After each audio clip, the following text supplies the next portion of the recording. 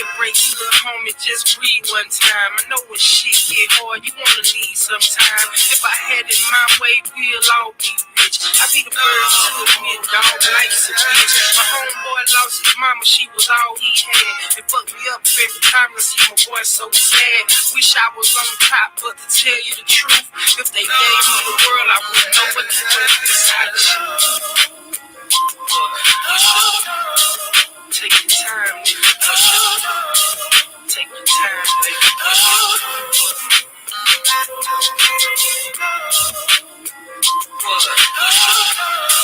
Take your time, baby. Just take your time. I heard a lot of people say you don't never smile. Kinda hard when you ain't heard nothing good in a while. And I could talk about the drugs and the cars and the hoes, but I rather keep it real, dog, and feed your soul. I'm a nigga like y'all, so I feel your pain. And when the storm come through, dog, I feel the rain. And for those in the trap, I still pray for y'all. Keep pushing, little nigga, one day you'll fall. Fucked up by my homeboys, a two-time fellas, can't even shit out of job, so they resort to selling. I'ma keep it real with you, man, we all need love. I'm a nigga like you, ain't the one to judge. Either you got it or you don't, ain't no in between. What the hell you supposed to do when your daddy a fiend? You know deep down inside that the shit go hurt him, but the rent coming up, so I gotta see it.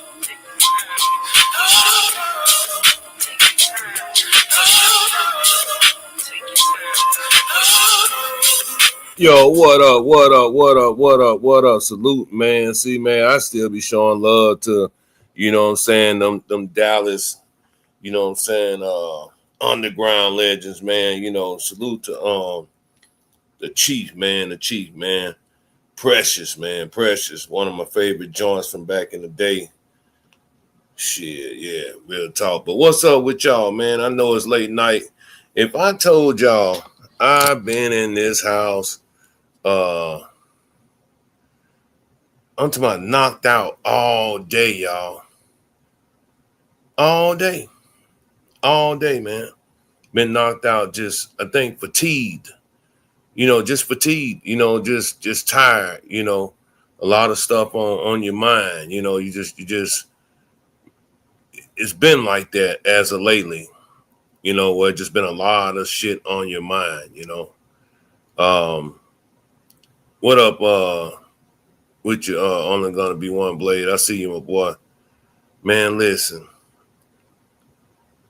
It's been overdue. It's been overdue. You know what I'm saying? Where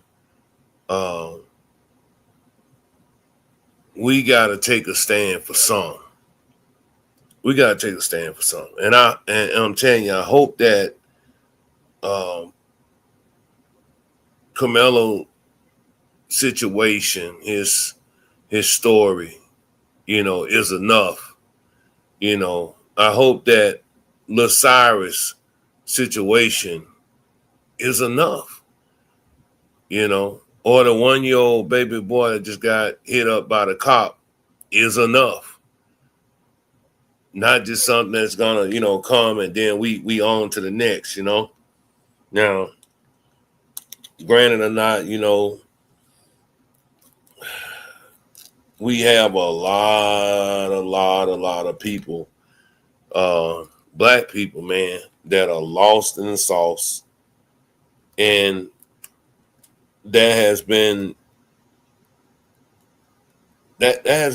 you know, one of the flaws in our community, where we have too many that are just lost in the sauce, man. That just act like they have no clue about what the reality really is.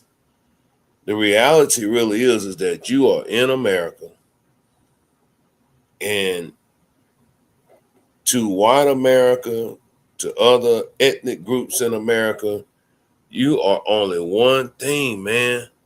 You're only one thing to these people. And y'all know what that is. You're a ninja. That's it. You're a ninja. You're only one thing. One thing. These people do not care about you, your mama, your daddy, your sister, your brother, your cousin. It don't matter. These people pretty much hate your soul, man. And for what? For what? I've been getting attacked, you know what I'm saying, because of my stand and my beliefs, you know what I'm saying, with the Carmelo Anthony situation by people online. They come out the blue, they say what they gotta say. Hey, it's cool with me because I can match that fire if I really wanted to. I can match that fire if I really wanted to, but I choose not to even entertain some of that foolishness because I know that even if I entertain that foolishness, we still got some of these, you know, tethers that just act like they just don't understand. Salute to everybody coming in, man. And make sure you please hit the like button. Make sure you hit the like button, please. And subscribe to the channel if you hadn't done so already. But is it enough though, man? Is it enough? Is it enough that this has been the situation, man, that we've been looking at every day, man? Case after case, death after death, trial after trial, man. Is Carmelo case gonna be enough? Was Cyrus case enough to get somebody, get y'all to stand for something?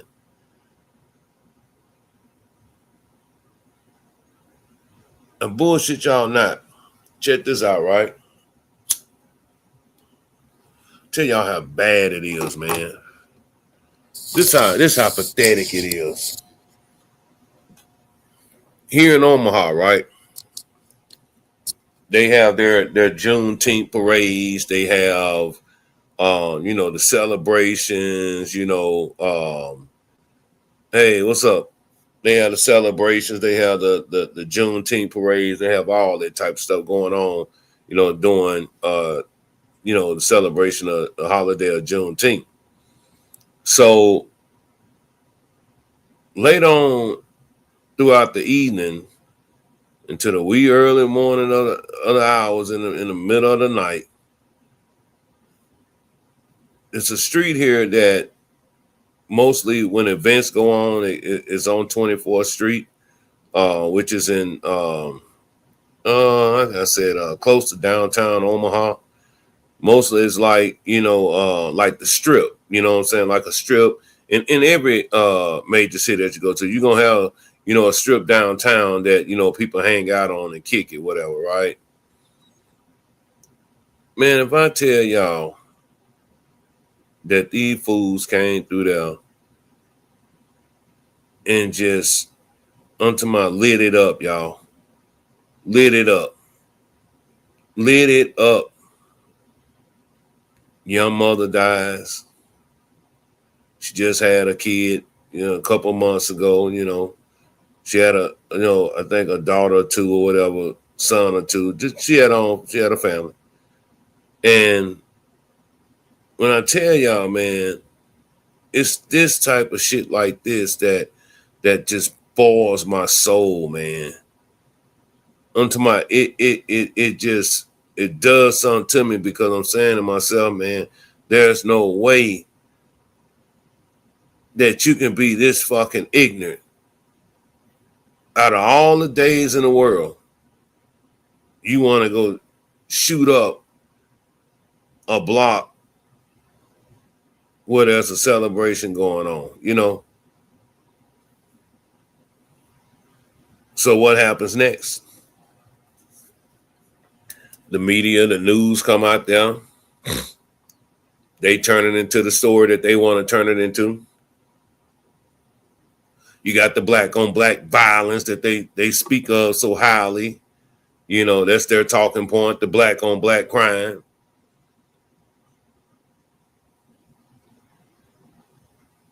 And it puts this dark cloud over us, man, and make us look like, we don't even care about ourselves.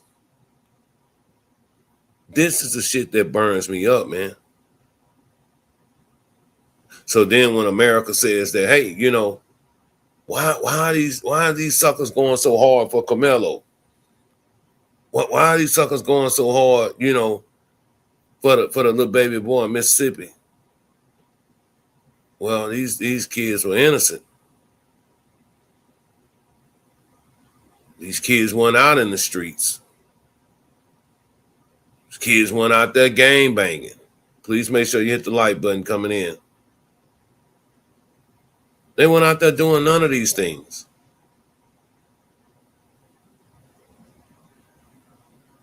I mean, came through y'all and lit that motherfucker up. Then the next day you got the family sitting out there crying and worrying about what they're going to do with these kids. Yeah, sad story, man. On Juneteenth, in the black community of Omaha, Nebraska, that's the story that was here on Juneteenth.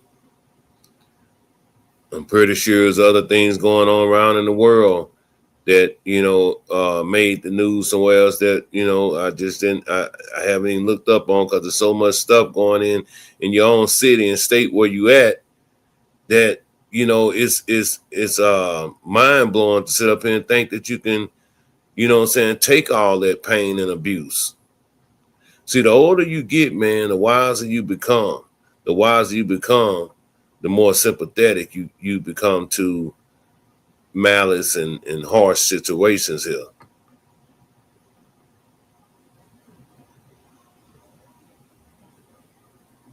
One asks themselves how does a kid bury, you know, or a parent bury their kid before they bury them, you know, that type of conversation.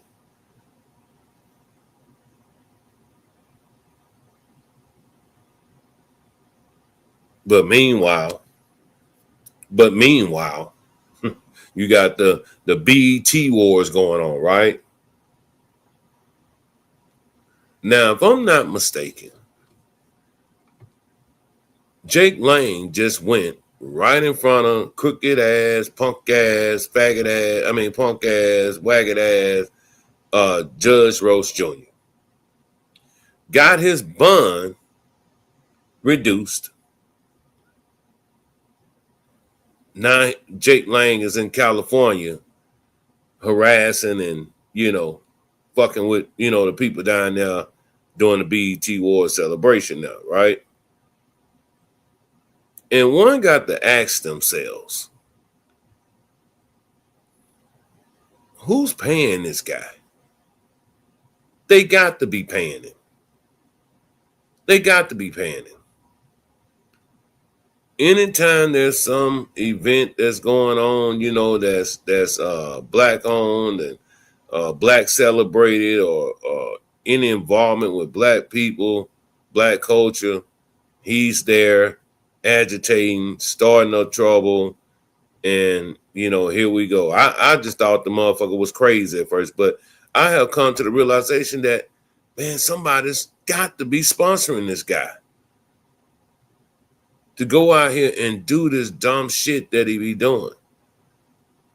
If you don't believe me, watch. You got to be off your rocker to go out here and do some of the things that Jake Lane be out here doing. Check this out, y'all.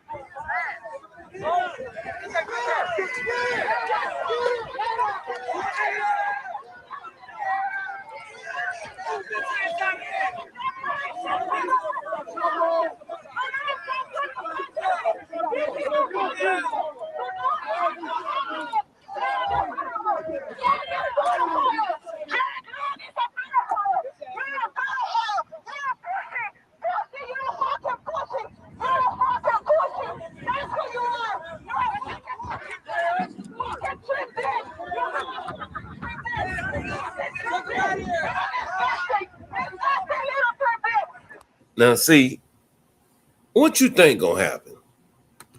You run your dumb ass, yeah, you run your dumb ass out there with a sign hollering, black parents are failures.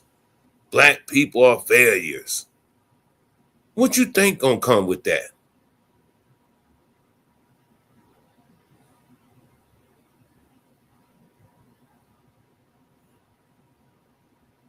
And it's obvious, it's understandable that, hey, evidently he has to have someone, sponsoring these trips, sponsoring these hotels, you know,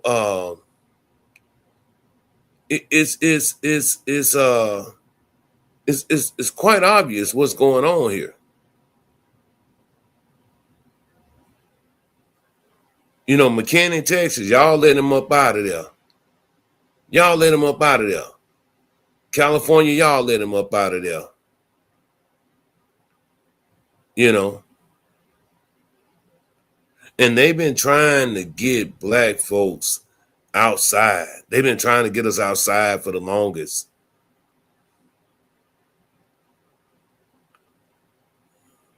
They've been trying to get us outside for the longest. So that's why I asked, is Karmelo Anthony's story enough? Is Cyrus' story enough? I hate to put you little motherfuckers on blast, but where my YNs at? Where my YNs at? Where are my YNs at?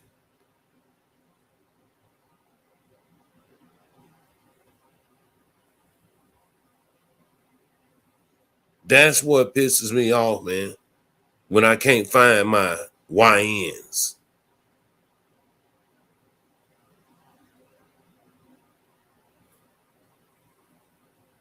Every time, Jake Lane get in trouble, they give him this outrageous bond, of $1 million, $2 million. And then next thing you know, it's getting dropped down, to a couple dollars. And I remind you, he's on bond right now.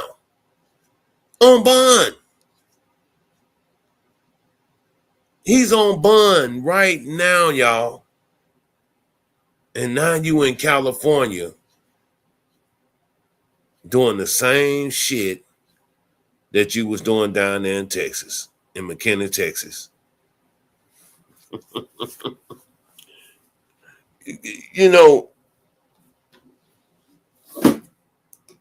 I'm going to keep saying it, where my YNs at. Because that's the only way, suckers going to learn these days,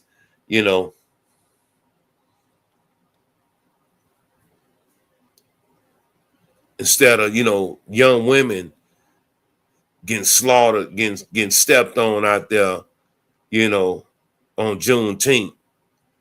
Where my YNs at?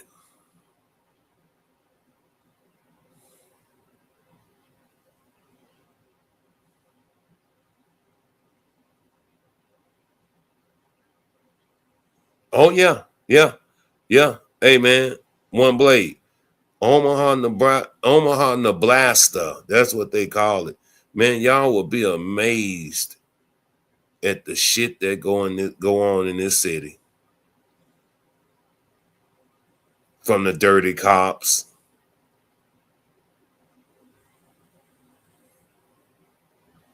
to the kingpins to the white nationalists.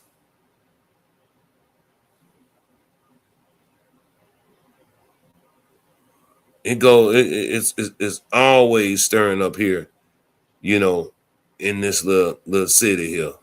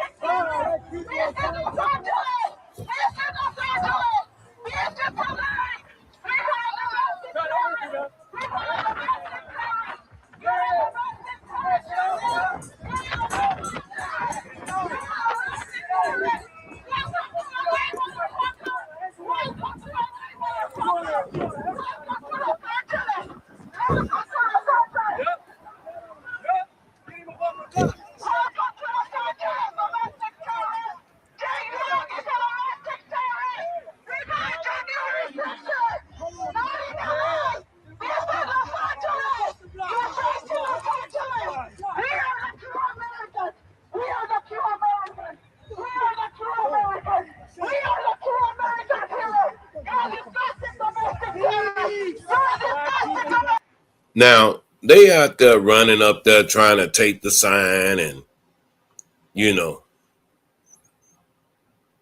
do all that type of shit.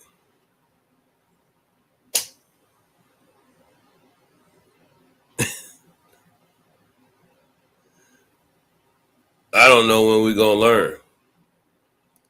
And look, that did look like an Asian man that was, walking with him. See, black people right now, man, some of us still haven't learned that we don't have no friends. We don't have no allies. We don't have no one that we can trust and team up with. We in it for ourselves, by ourselves. Nothing more, nothing less. It look all fine and dandy when you got different nationalities out there, walking and talking on the bullhorn and protesting and this and that and this. But when it all boiled down to it, we have no friends. And just knowing that if we were to ever put boots on the ground, if we were to put boots on the ground, it'll be quite ugly. Now, Jake Lane was saying that he want the black people back in church. He want black folks back in church. Man, we ain't them same motherfuckers that used to be out here talking about we shall overcome, marching, talking about hands up, don't shoot. That ain't us. Oh no, that ain't us. But you're right, Miss Jackson. That's what it's gonna have to be. It's gonna have to be them going out there, putting boots on the ground because our ancestors have done enough in the past to motherfucking well we ain't got to go out there for some time now. Let's it just get to the point to where it gets to the point. But listen, I was sitting up here thinking. I said, here I am in the free world, and here go this kid locked up for protecting himself.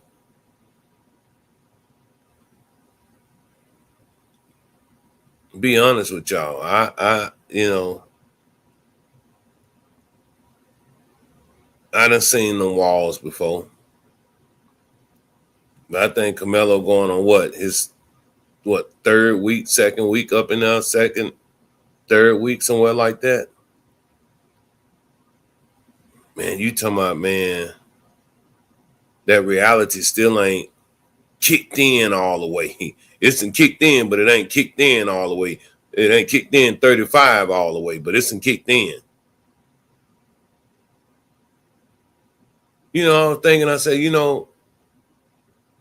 maybe these suckers did this shit the way they did it because they knew that, he would appeal it.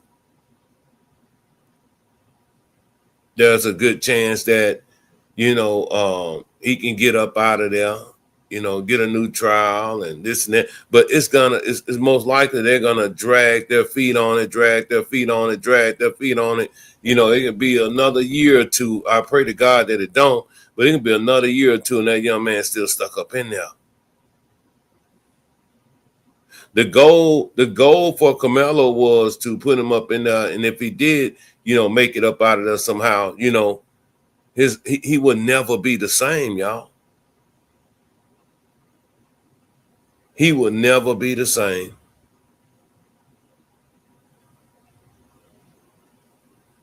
It's gonna take more than a damn psychiatrist to get the young bull back on track, mentally.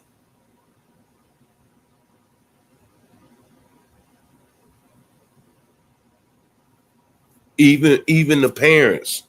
It's gonna take God and our God that we serve, not the God that they talking about they serve. You know,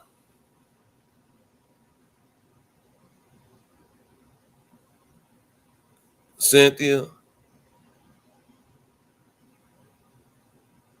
it don't even surprise me. What up, Wild 23? It don't even surprise me.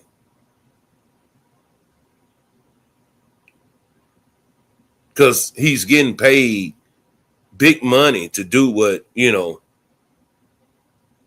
he's doing out there. Normally, them folks are being raised over $1 million in GoFundMe money to get somebody out of jail and pay for legal fee. Man, they raised just enough, $50,000. They knew. They said, well, he done his job. He'll take this 25, bond his ass up out of jail. He'll go whenever he go to court. He'll get some of that little money back, that 25 racks. And then on top of that, he got 25 in his pocket. Payment is done. These are the dirty games that these motherfuckers play with us.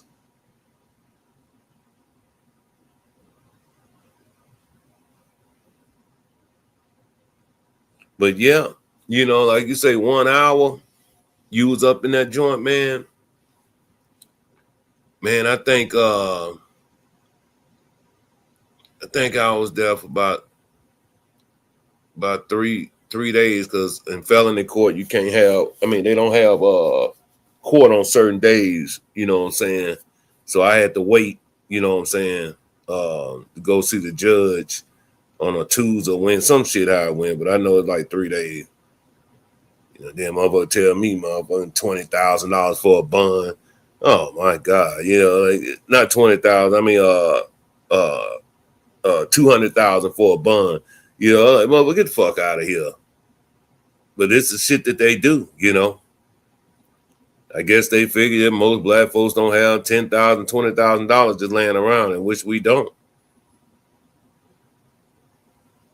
But all this shit that they doing, you right about that, Miss Jackson. They doing it right in our face and saying, "Do something." What you gonna say? What you gonna do? See, that's why it pisses me off. When you don't hear. I'm not worried about no entertainers. I'm not worried about no basketball players and all. Man, listen, all you guys that's behind these pulpits, the Farrakhan's, the local ministries, and the big mega churches down there, you know what I'm saying, the East City that you in. Hey man, where the hell are y'all at? Where the hell are y'all at, man? That's just like the I can't remember what it was called. They made a reel out of it. I watched it though. It was about when the youngsters, I think they was in California, and they was talking to the Reverend, and he told him, say, yeah, what you gonna ask old master when you can get them jobs that he has for us? You gonna ask old master when we can come outside and walk freely? Talking to the pastor, what the young dude talking, he talking to the pastor at the time. And if you go back in history, you go back and look at history, those pastors have been some of our, biggest downfalls, in our communities.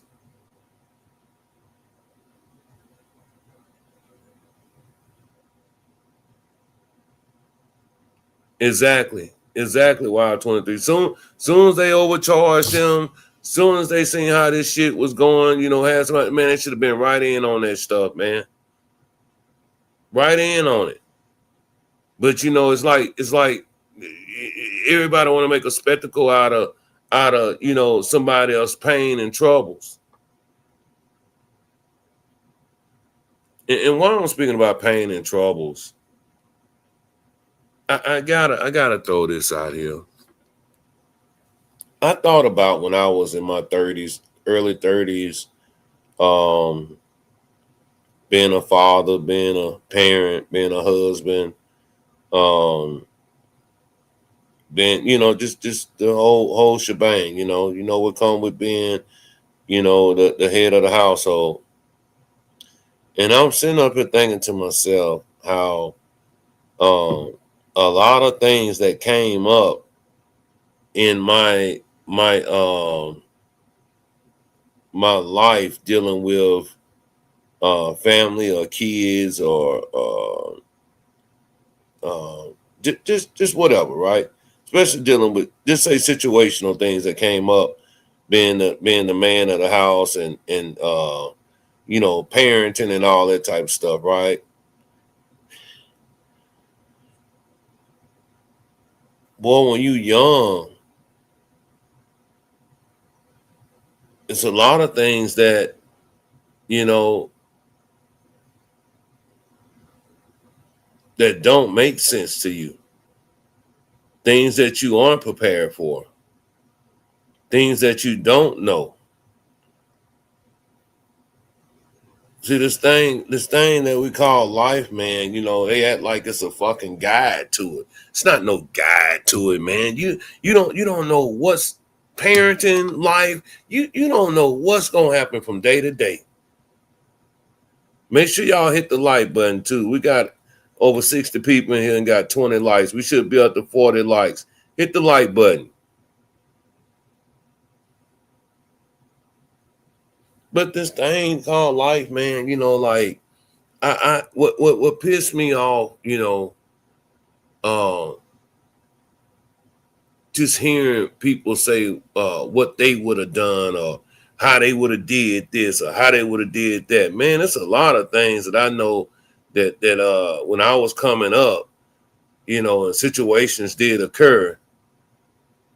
I mean, man, it was mind blowing because I had never been through any type of situation like that before in my life.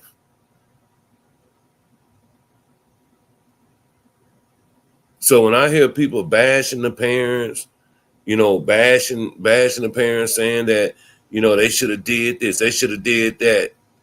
Man, ain't no book or no guide come with this shit. And that really upsets me, man. Instead of um, coming genuine, coming authentic.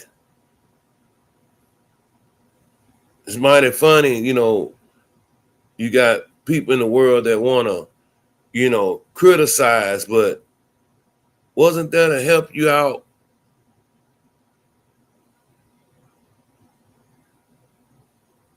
Wasn't that to help you out anyway without something in return? That makes sense. They wasn't there helping you out anyway without something in return.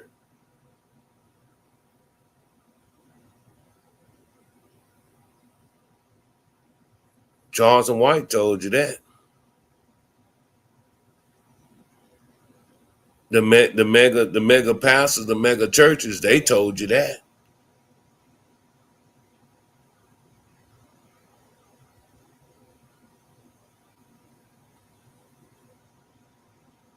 We gotta watch what we say sometime, man. Like I was listening to you know, a guest that was on a podcast and all I heard was, um, I did this, I did that, I tried to do this, I did man, some things that happened with this family doing these trials and tribulations, man, shouldn't he have ever been brought to the internet if you were, genuinely trying to help them.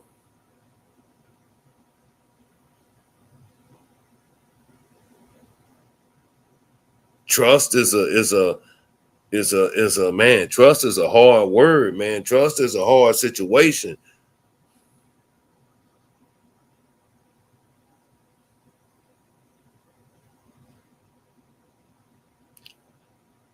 Say that again. You say you notice who wasn't saying nothing about the boycott.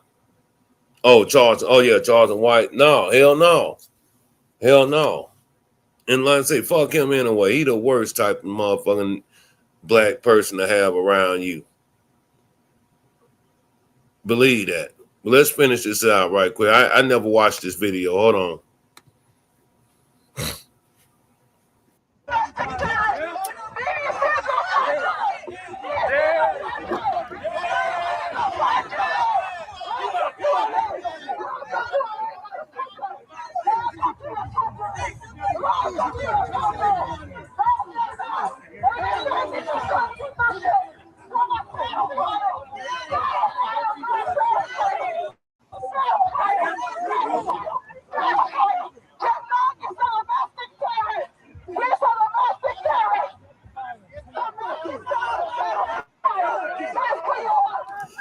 Let me ask y'all something.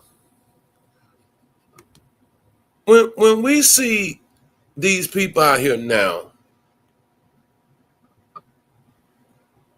and they're doing their protesting or protest, whatever you want to call it. Then when these elections and things come up, how is it that these scumbags get in office when we see them out there? I want to say sometime pretending. I mean, you look at the president's election that with Donald Trump. Man, you had so many white women sitting up there and Asian women, Latino women, Hispanic women that was sitting up there talking about this sisterhood shit with the black women and all that type of shit, you know what I'm saying? And what the motherfucking bunnies went did. What them bunnies went did. They went right in there and voted for Donald Trump. White women. Asian women. Latino women. I will vote for Donald Trump.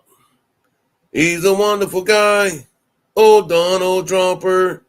Yeah. So then they say, well, they want black people to be out there and do all this and do all this type of stuff. Hey, man, we don't trust y'all.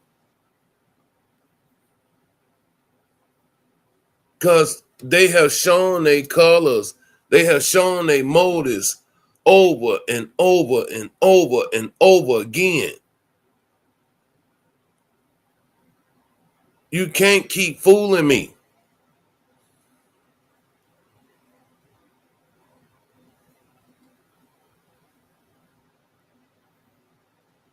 I'll give you a prime example. Like even my neighbor down the street, right? He's on contract with me. And when it's time for payments, he seemed to always be late. Or he'll want to come pay me, a month or a month and a half down the road, in lump sum or whatever. Because through the week, he's broken in a joke. But see, it don't even phase them being broken in a joke because they support the white supremacy. They support, the bullshit that these other politicians and white advocacies and all that type of shit. They sit and support that. What up, Dora? Broke than a joke. Can't even afford groceries. Can't afford gas. Meanwhile, I'm sitting up here, you know what I'm saying? I'm going with the flow because I'm used to this shit.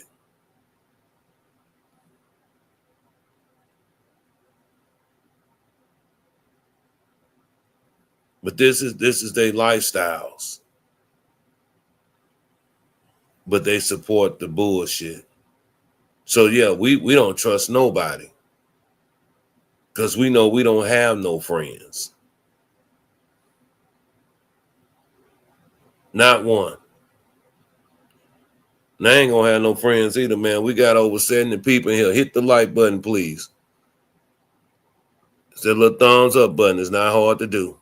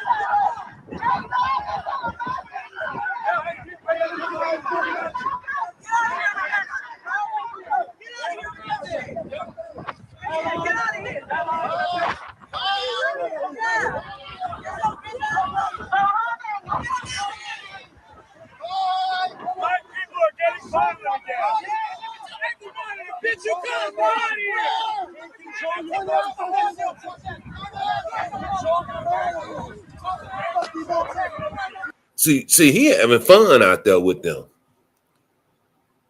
He having fun out there with them. Jake Lang is having fun out there with them. Not worried about a damn thing out there because he know ain't nobody gonna do anything to him to hurt him. Not scared to turn his back.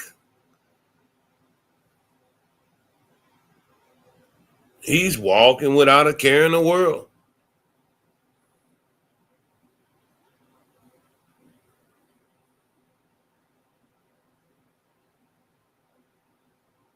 But there would have been black folks peacefully protesting or peacefully, just walking down the street, minding their own business, or just say if it was a black person just sitting in some bleachers on their phone, minding their business. What y'all think would have happened?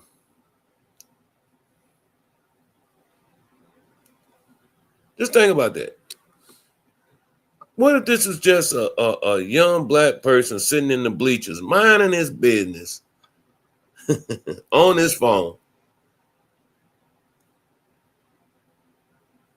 But Jake Lang can walk around here with these racist ass signs, this hate speech, and turn his back and ain't worried about anything happening to him. Meanwhile, the young fella in the bleachers,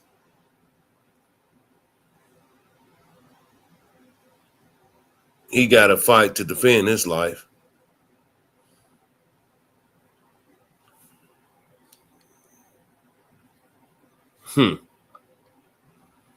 But yeah, I ain't gonna play all this, man. This is what Jake Lang doing, man. He in California at the BET Awards.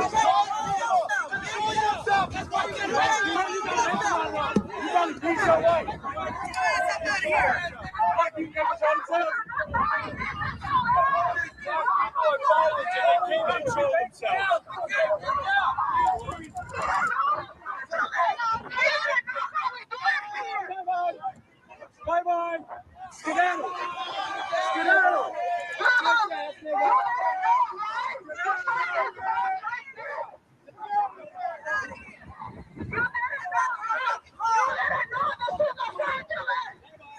Do y'all think Jake Lang would have walked dead in the middle of South Central and been doing that shit, holding a sign like that, walking down the street on Sunset Boulevard, not Sunset, goddamn, I forgot the name of the street in California. It starts what is it called? Vallejo, Ferrero. I can't think of the name in California that the rolling Crips and all them be on.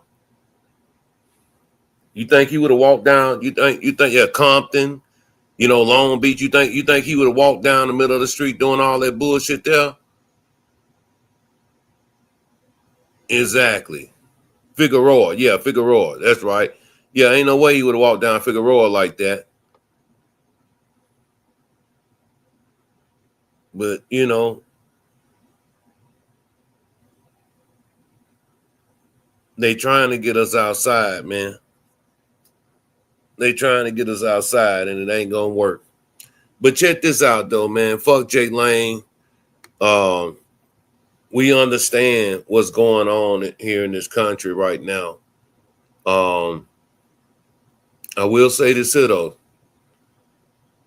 I will say this here. If you're not even sure, if you're not even positive, if you're on this podcast and you're listening, you know, even if you know that you are, but you just need to go make sure that you are registered. Go make sure you are registered, no doubt. Go make sure you are registered to vote, man.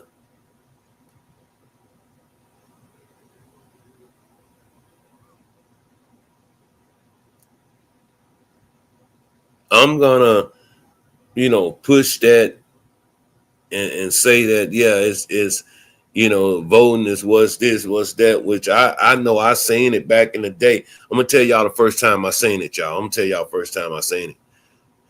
Do y'all remember when I think it was George Bush and Al Gore running for president, and them motherfuckers say, hey, we got to count these votes over in Florida. We got to go count these votes over in Florida, where George Bush brother was the governor or something like that in Florida, or the mayor, one of the two. And somehow, some way, George Bush won that election because they had to do a recount in Florida. That's the first time I seen them do it with my own eyes.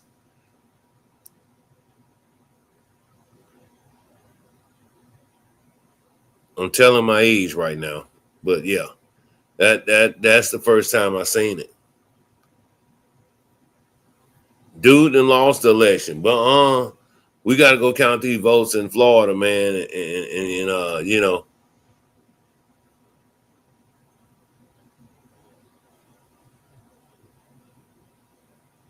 well, I'm gonna tell you like this, a while, 23.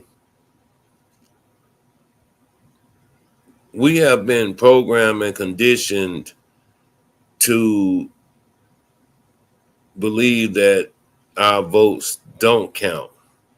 I'm gonna be honest with y'all. How I think, is that some people, when they think like that, they got every right to. I understand it, but the sacrifices that were made, like Offset says, it's bigger than me and you. So the sacrifices that was made should be, you know, every reason one should just go vote, even if you don't even believe in the voting system or the voting process. I get it. Well, you know why they did that with the electoral college votes and all that. You know why they did. And see, I'm gonna tell you, man, these motherfuckers so fucked up that we're not that 13%, 14% that we used to be. Black folks have been reproducing. The reason I know they've been reproducing because there's a lot of motherfuckers around here with a whole bunch of babies that they shouldn't fucking have. So I know motherfuckers are reproducing and having kids, you know. And we're not that, small percentage that, America try to make us out to be. But yeah, please make sure that you are, that you are registered to vote. Because definitely gonna need that shit in November. These motherfuckers had a plan from the start, and we only add to the madness when um we do what we do. And I'm gonna tell you what we do is, y'all. and I hate to say this, I think we are the only race of people that don't stay on code. If I'm wrong, I'm wrong. I hope I am. But we are the only race of people that don't stay on code, man. That's why in the comments, when talking about our young brother Karmelo Anthony, I see a lot of comments say, "Oh, you seem like you just standing up or talking because he's black." Well, yeah, maybe so. Because one thing I haven't forgot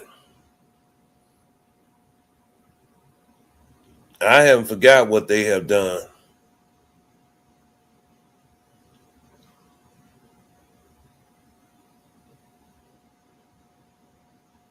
My homeboy be coming home, a brother of mine, a partner of mine that I love dearly. He'll be coming home next year, right? They gave him 26 years for weed. Y'all ain't hear me. They gave him 26 years for weed back in 1997, 97, 98, somewhere up in there, for weed. Ironically, you see a weed shop on every corner now. Ain't that something? You see a weed shop on every corner now.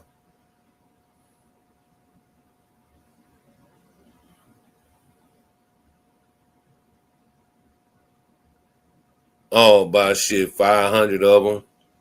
But still, it don't matter. It was weed. It wasn't cocaine. It wasn't, you know, methamphetamines or whatever. It was weed. But if you've been around, if you know the game, this is what they did back in the day. Remember, if you got caught with some work, if you got caught up with some work and it was soft, they gave you less time than when it was even when if it wasn't already cooked up and hard. So if you go get a brick of hard, yeah, 3.5, yeah, that was federal crime. Yeah, if you go get a brick of hard and go get a brick of soft, you're gonna get less time for that soft versus the hard. But the crazy part about it was that this how fucked up they was doing us and still doing us. Now the hard was already polluting our communities, and then you throw a motherfucker away, you know what I'm saying, for having the hard. But on the other side over here, you know, the white boy got some soft. They get him probation or get him a year. He can have 2-3 birds on him and get 3 to 4 years for some soft.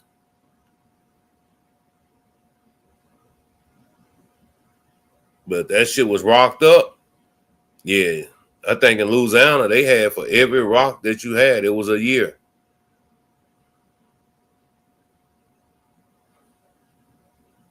So the laws were always put in place to railroad us in the penitentiary system, to keep us behind them bars and in them cages. But yeah, he'll be coming home, man. Now he had been in trouble with the laws with drug cases before, but this drug case was marijuana. And they gave him 26 years, man,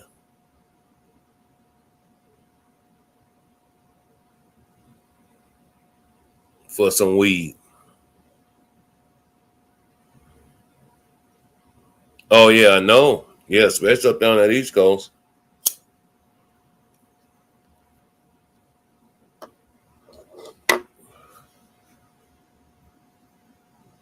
But yeah, I think I'm hoping that the young brother is safe. You know, Karmelo is safe up in there, man, and keep his head down, keep his nose clean until they, be able to, do what they got to do, man. You know, the only issue I have, with Karmelo being in the system right now and fighting for his life for a new court date and all that good stuff is that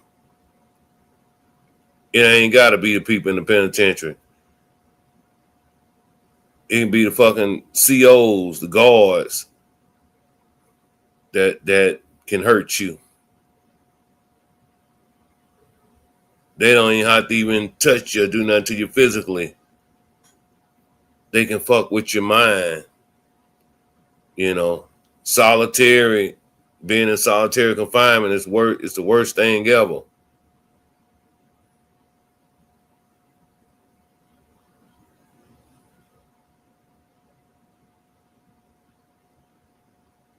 But I keep telling folks over and over, when this shit first happened, whoever that shot call is down there in Texas, they already had this shit planned, plotted, and strategized from day one what they were gonna do to Karmelo Anthony. Because we have never ever seen nobody shipped off to the chain gang like put him in the penitentiary. You know what I'm saying? One day after he got out of court. Normally you got to come back for sentences. They did that shit right there. Then the next day he off to the penitentiary. You know, I started thinking to myself that hey, that these white folks knew that they did so much fucked up shit that they kind of figured that hey, he might get an appeal anyway, but we're gonna make sure that he spent some time up in this goddamn place where it'll fuck him up. That's what I believe.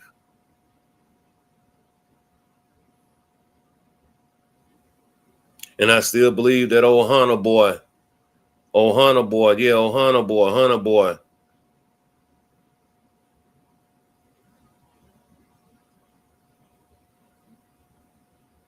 They gonna tell you a new asshole, boy. If he get up on that stand, it's gonna old Hunter boy. He gonna have the time of his life.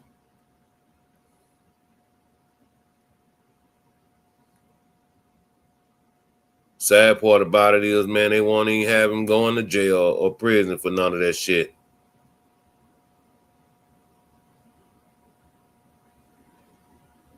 Either them kids, all of them that lied on the stand, they won't even get charged for that shit. That's the crazy part about it.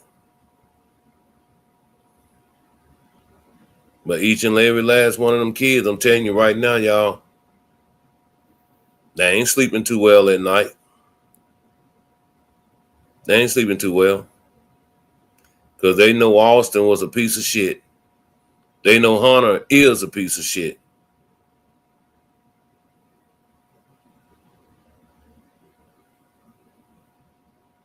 They know that them boys was rotten to the core.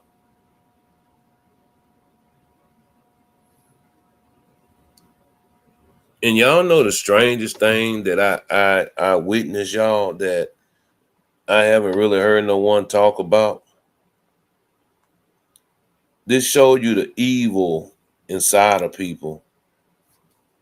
Now, we know that Megan Metcalf, she hates that motherfucking Jeff fucking soul.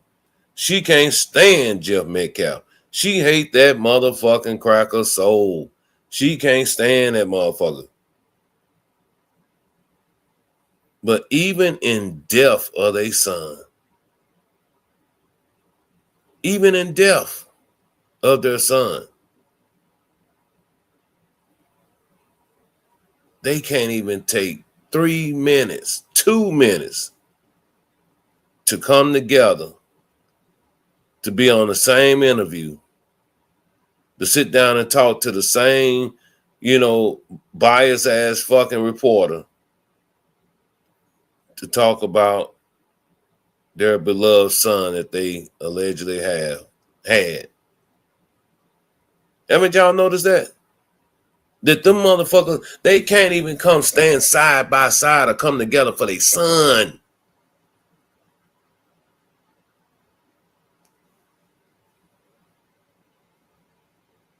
That's a lot of hate there, boy.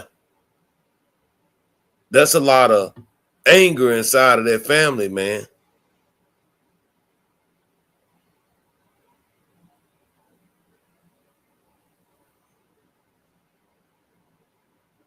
That's why can't nobody tell me anything about Mr. and Mrs.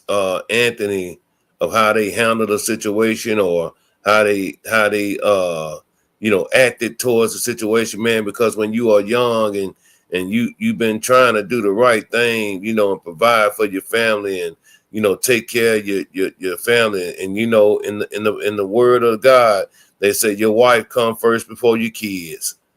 So that's why he made the comment that he said he had to make sure that Mama Bear was straight first, because the wife always come before anybody. And the only thing that brother was doing was just being a man.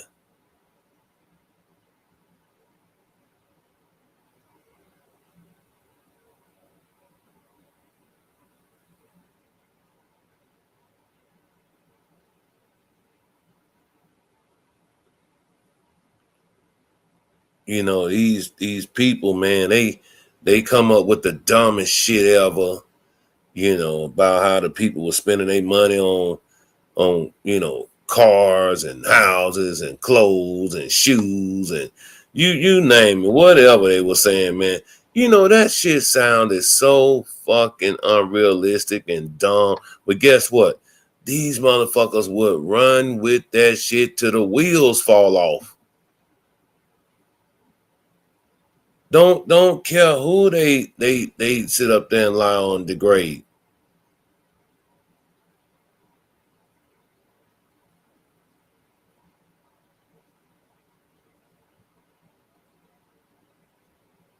You haven't seen Jim Metcalf do any more fucking interviews as of lately since that Fox interview, because I'm pretty sure they done told him to shut the fuck up.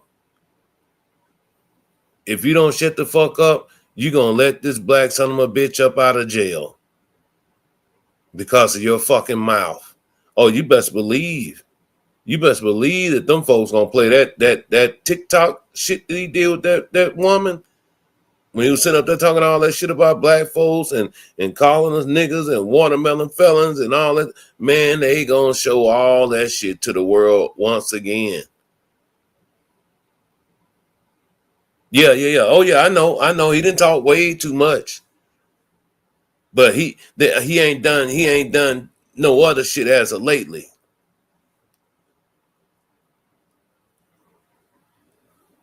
Sarah Fields, yeah.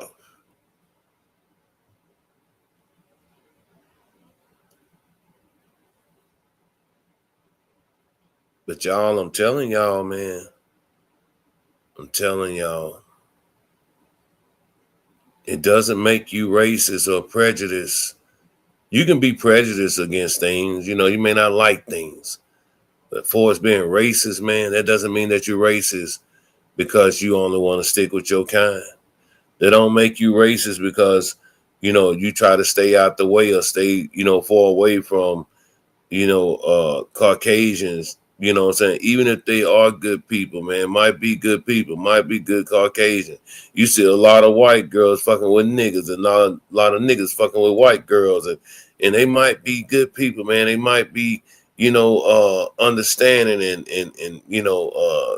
have empathy for our black culture and this and that, but at the same fucking time though, man, you can't call us that or get mad because they have shown so much evil where you just can't even trust them on no type of level.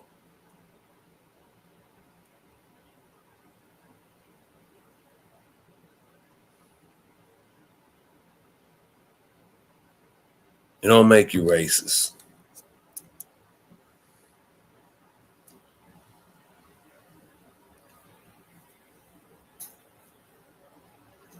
But before we get up out of here, man, let me show y'all something. Y'all remember back when we was growing up, some of y'all that's my age, and they had the shit on, about the Central Park Five and how they did them boys, A lot of them boys, them five boys, some of them went to the joint and that shit changed them forever. Life will never be the same. You had some in there fighting for their lives, some in there getting, put in bad situations.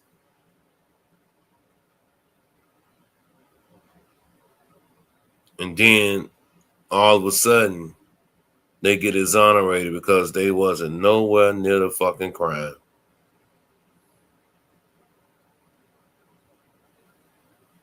That's the shit I get tired of seeing, hearing about, trying to understand. I can never understand that.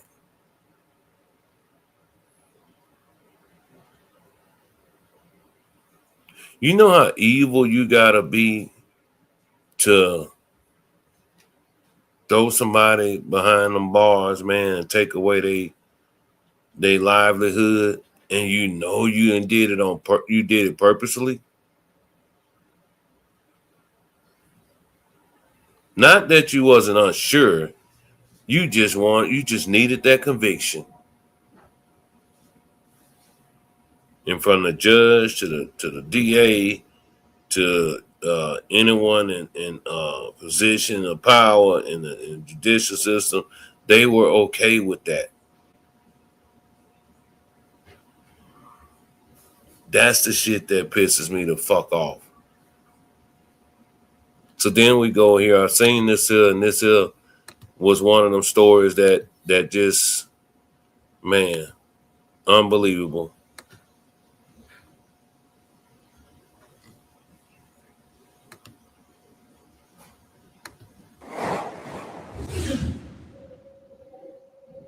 That's hard for somebody that ain't never really been in no trouble. And we got to sit here and these people sit here and give us a capital murder charge for something we didn't even do. We get past that and turn right around and then put you in there for life. A quarter century behind bars, but tonight, the Waverly Two free and sharing their side of the story. The interview, you will see 25 years behind bars.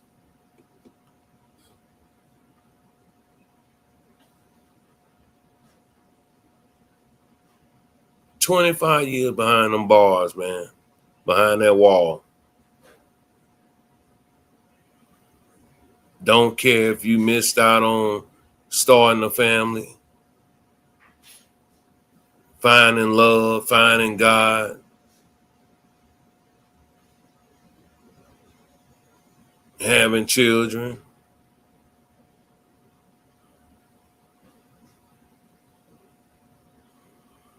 Don't care.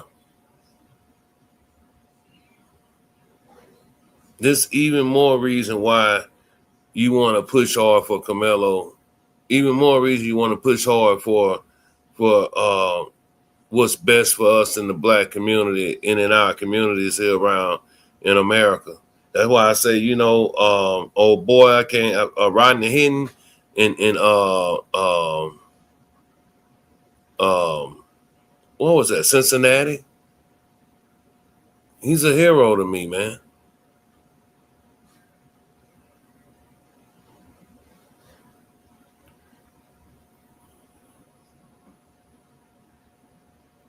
He's a hero to me. You can hit the link, Uncle Charles. He's a hero to me.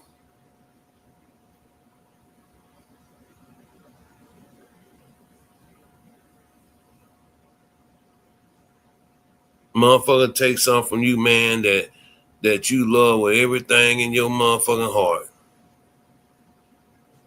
And you think I'm just supposed to be okay with that?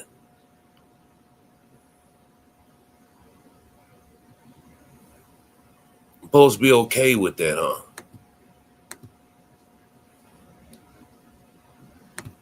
See only on 8, coming 10 years after we first learned they'd been found not guilty of killing a Waverly police officer, but ended up sentenced to life in prison anyway. A president commuted Terrence Richardson and Ferron Claiborne's federal sentences. An attorney general supported overturning the state felony. And of course, they're no longer in a cell, but they tell me they fear they'll never escape the dark cloud hanging over their heads since 1998. I felt betrayed. Like, how is this even possible? Nearly 3 decades later. It's like you thrown straight into the lion's den. You ain't never experienced none of this before. 2 men, baffled and distraught. These people tried to kill us twice. Twice. Twice they tried to kill us. Contemplating how they ended up in handcuffs twice and then in federal prison in connection to a 1998 crime they're adamant they didn't commit. We go in there as young men. We come out, we great. Yeah.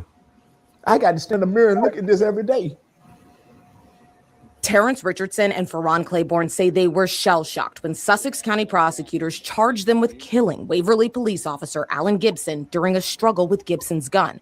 But 17 months later, in December 1999, plea deals for Claiborne, a misdemeanor and freedom that day. For Richardson, felony involuntary manslaughter, 5 years behind bars. There will be a lot of people watching this at home thinking, well, why plead guilty to something you know you didn't do? I allowed the lawyer to scare me back into it because he's sitting there and said, we understand that even if you didn't do it, they're going to make somebody wear this case. And right now, it's y'all. And you're going to get the... Who that sound like? Who that sound like? Who does that sound like?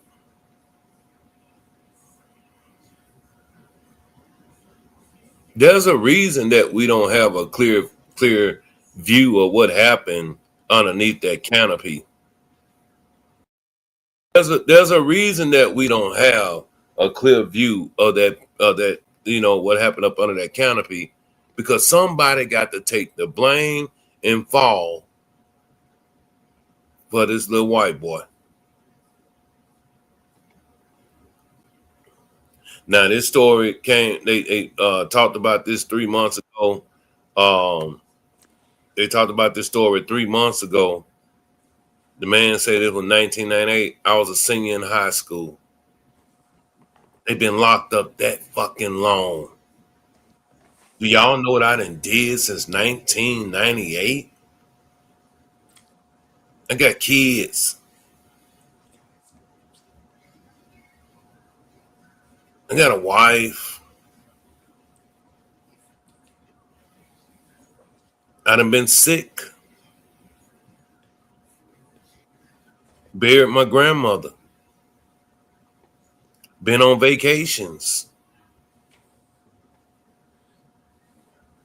All the things that these fuckers then took away from these men back in 1998. As a fucking senior in high school.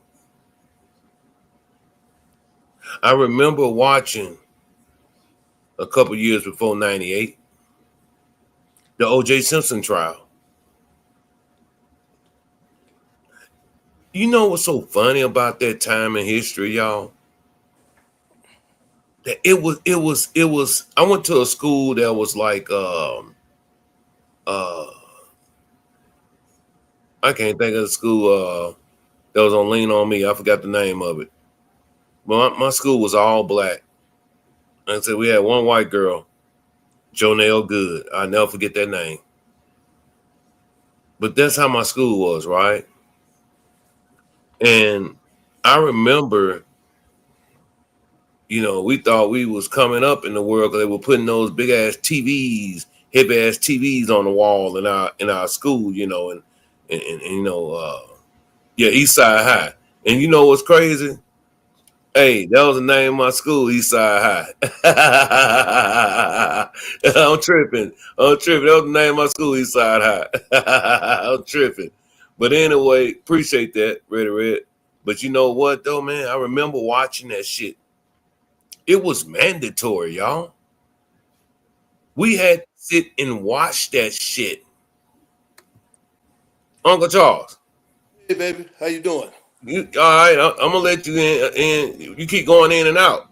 Yeah, man, it was a lot of static, so I didn't want you to not Okay. hear me, and then I just drop down, come back up. Okay. All Uh, right. Hold tight I wait though. till you. I wait till you So finish. that yeah, I remember watching this shit, y'all. I remember watching it like it was yesterday. You know, they made us watch this shit. The O.J. Simpson trial, the Rodney King trial. Ain't that something? Salute class of 98. Oh yeah, 98, the great 98. Yeah. But yeah, we had to watch that shit, man. We had to watch it, man. It was mandatory, you know. And then here come, 30 years later, here we are with the same shit, man. Same shit. It wasn't, all them cops beating, Rodney King ass, but we had 3-4 motherfuckers out there that contributed to taking out George Floyd. Everything repeats itself, man. Everything. Yeah, man. If you went to school down south, you had to watch the Rodney King trial. If you went to school down south, you had to watch. Now that I'm older, and I understand why the motherfuckers had us watching that shit. We really didn't even know that these, especially coming from a all black school like that, they was really putting us up on game, letting y'all know, man, y'all better leave them motherfucking white girls alone, man. Y'all better leave them motherfuckers alone, fucking around, doing shit, getting in trouble. You can love who you love, I guess, whatever. But yeah, it was just showing pretty much, honestly, the just the differences in society versus class, white versus black. So when they say that, racism, died down or, it went away, that's a motherfucking lie. They even after the 70s and, here come the 80s and the 90s, racism was still alive and well. We seen it. And if you was there during that time, man, you can see the divide in this country over fucking OJ and Nicole Simpson. Ain't that a bitch? Over Nicole Simpson and OJ Simpson. You can see the fucking divide, man, in America. Shit was crazy. They don't even know this bitch. At least we knew OJ, that nigga played football. We didn't even know this bitch. But there was a divide. Salute, we got Uncle Charles in the building, man. What's up with you, man? Oh shit, that nigga going in and out, man. These niggas with these boost phones and shit. God damn. Say Rodney King verdict is why the non-blacks go Molly Wop in at 92. Yeah. No doubt. What's up with you, man? What's happening, brother? How you doing? I'm doing fantastic, man. We just That's great. shooting. Just How's shooting. how's the family, man? Everybody good over here. It's good, man. So that's where it need to be. That's where it need to be. We need to operate like any other American family. The operation got to move fast, move efficient, and move on. That's the way it need to be. I'm gonna say this, Illis, and I've been thinking about this whole thing and been messing with my spirit all night. And working, just got from work, man. And this shit been fucking with me all weekend. If you allow me to break this down to my brothers and sisters in the chat, I'm gonna go ahead and say what I gotta say, and we're gonna let the chips fall where they may. I'm gonna say this, brother, if you allow me. Let me say this, man. Don't nothing come to war, but war itself. What is the warnings, Illis? What was brought to the table? Bullying, racism, and a knife. You add those two together, you got a white boy in the ground, and you got a black brother in jail. Warning signs, warning signs, warning signs. Ahmaud Arbery was running through the neighborhood. 2 white men chased him. They said he had to be done something. He had to be stole something. Because the week before, I seen Ahmaud Arbery in that house that was being built. But what he forgot to tell the court is that Ahmaud Arbery wasn't the only one going through that empty house. It was 2 children, a white couple, husband and wife. Everybody went through the house. But what did that white man focus on? He focused on Ahmaud Arbery. Until one day Ahmaud Arbery got ready to run through the neighborhood because he was an average jogger. So he started running, and 2 white, he ran. I said, Dad, there you go. He go in there and get his daddy. He get the shotgun. He get the 9. Now they in pursuit of Ahmaud Arbery. The man that was on the porch working on his house, he decided to get off his porch and join in the fray. Yeah. So they stop him. The man, Ahmaud Arbery don't know what to do. So he tried to turn back and go the other way, but he couldn't do it because they trapped him. So now I know I got to go forward. I can't go back, so I got to go forward. And when he went forward, the son jumped off the truck with the shotgun, put it on him. He grabbed the shotgun. He pulled back, boom, boom. Ahmaud Arbery ran a couple of steps and laid there dead. Watch this, y'all. See, when you're in court, you cannot play checkers. You have to play chess. Let me explain to you why. You had a white female prosecutor trying to prosecute these white men. But do you know, not one time she said that those white men was racist. But guess what she did do? She painted a picture. You cannot go in that courtroom and say that white boy is dead because he's racist and his brother's racist. What the name? Karmelo would never get out of jail if you go in there with that strategy. But you can paint a picture. Think about it. Think about it. What his name? What his name? I can't think of his name. I can't think of his name. He a singer from back in the 70s. Oh man, he sang Think I Better Let It Go. You know who I'm talking about? Yeah. Okay. He was in a club one night. My Teddy Pendergrass. Oh, good old Teddy. Remember I told you about warning signs. And before I get to that, a young boy had a cookie he took to school, a young white boy. He carved it into a gun. They expelled him. He can't get back in school no more.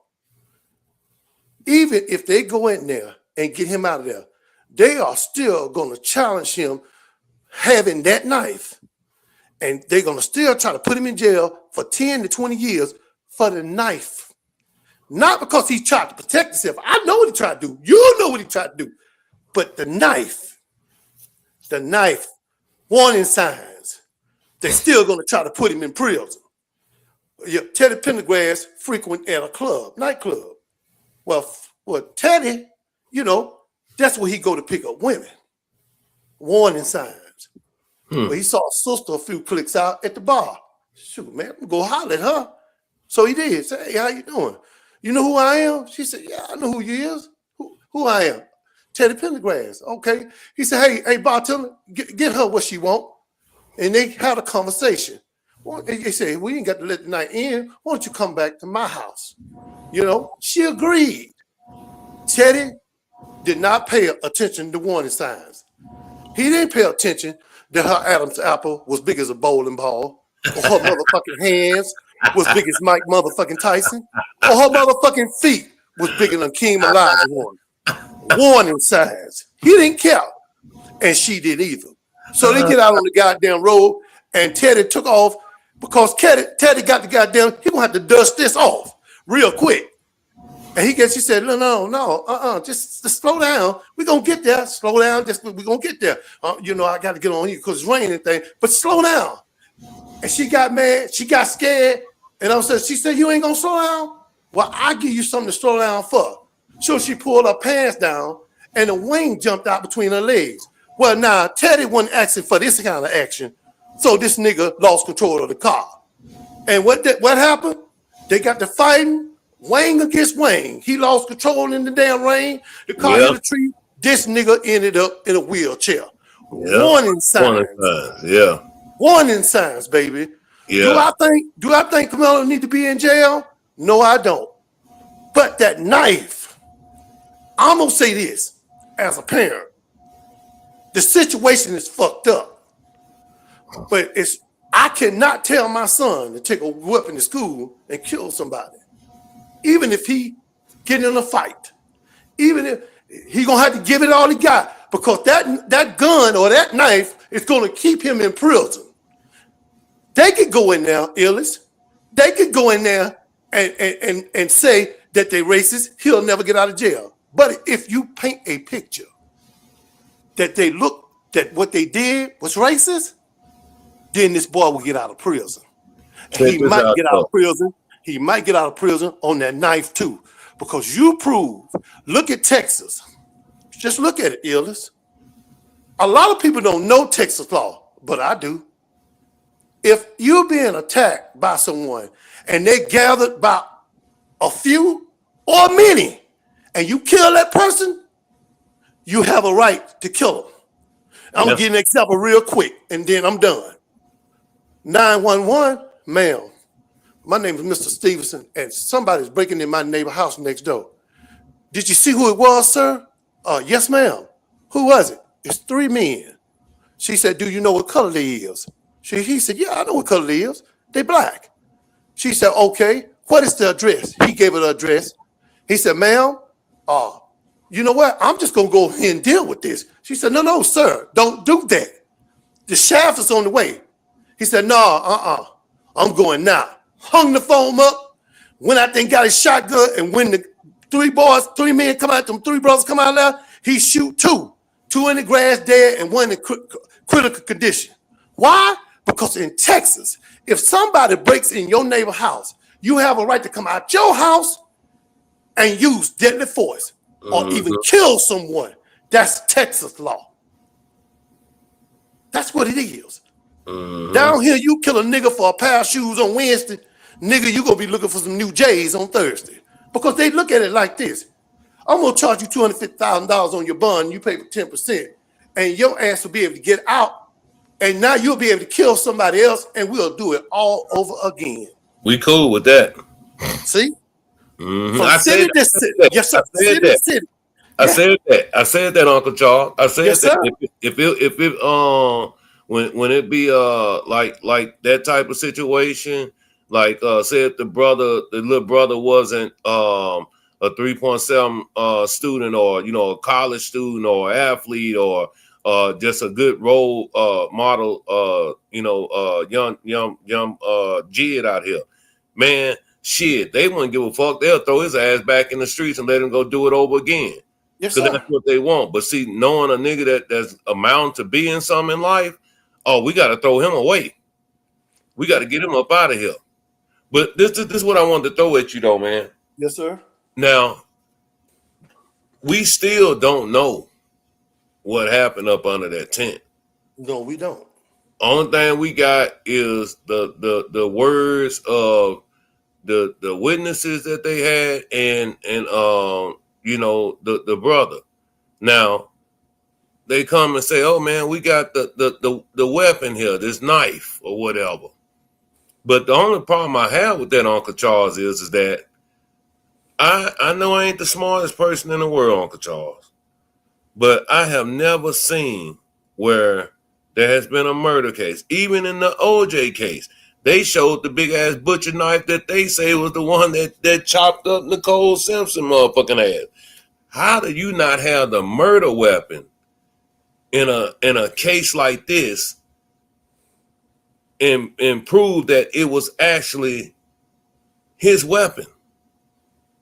You see what I'm saying? I see exactly what you're saying. How do you not have, you can't bring a replica, Uncle Charles. You got to have the exact weapon that was used in that crime. That's just like with guns. They do ballistics on it, right? Yes, They sir. will bring the gun.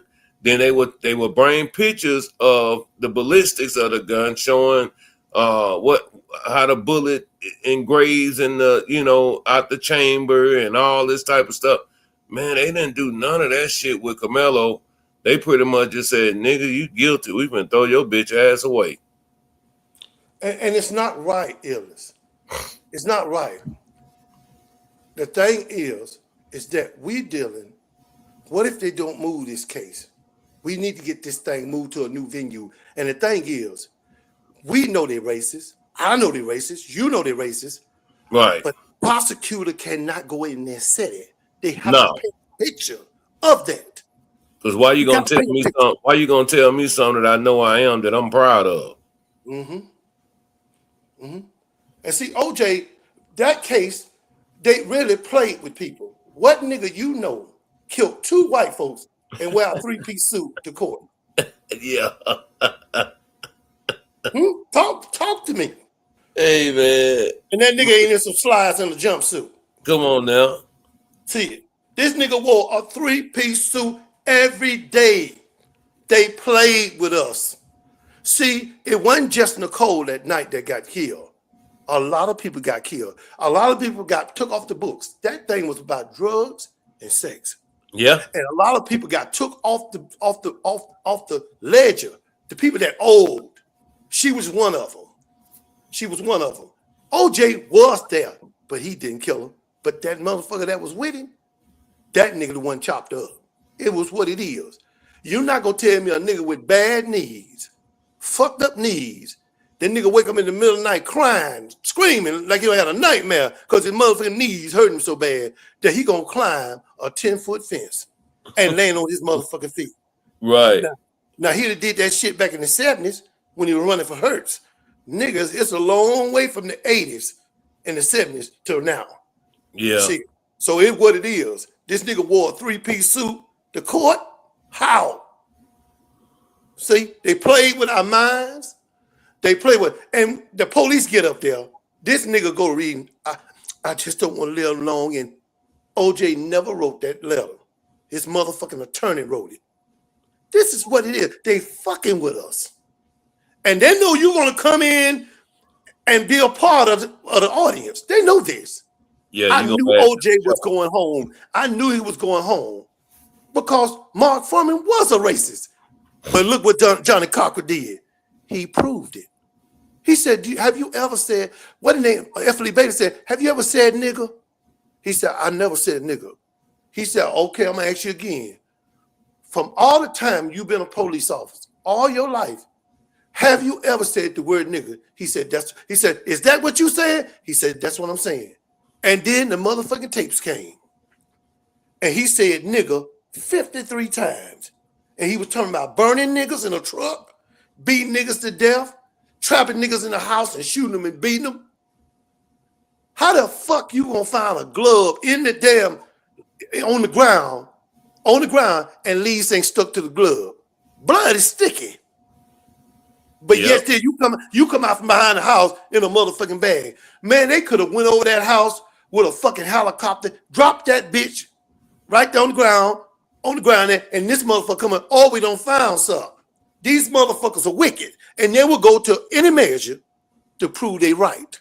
Well, I'm glad you brought that up. I'm glad you brought that up about Mark Fuhrman, about him being a racist, and Johnny Cochran proved it, right? Yes, sir. So with that being said, these Metcalf twins' father, Jeff Metcalf, he's on record now, for using that type of language, spreading that type of rhetoric, so that's why I said we gonna see a lot of turns in events in this case with Karmelo Anthony whenever they do get that appeal and go to court or whatever, because man, now you finna deal with a whole bunch of shit that they really didn't want to come out.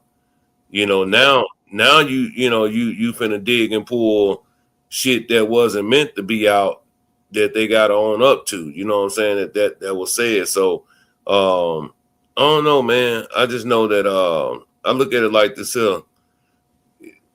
I'm just tired of seeing the system do us the way that the system has done us for since the beginning of time. And when you think, like I said, you think back to, you know, these old cases that we were just talking about, you know what I'm saying, from OJ to Rodney King, and it's plenty more, you know what I'm saying. But those two in my mind stick generally because I remember being a kid watching this shit like it was a damn soap opera, man. You know, I remember watching this shit in school like it was a soap opera. I mean, I couldn't believe it. But since you did say that once again about, you know, about the glove being, you know, over there, or the fact that, you know, Mark Furman said this shit 53 times, that tells me that in this case with Karmelo, you cannot tell me. You cannot tell me. Back then, they didn't even have these camera phones and phones easy to access, you know, recordings and all. They just had regular, you know, tape players or the little recorders, you know, that people put on people and you know, and have them, you know, just on them or whatever.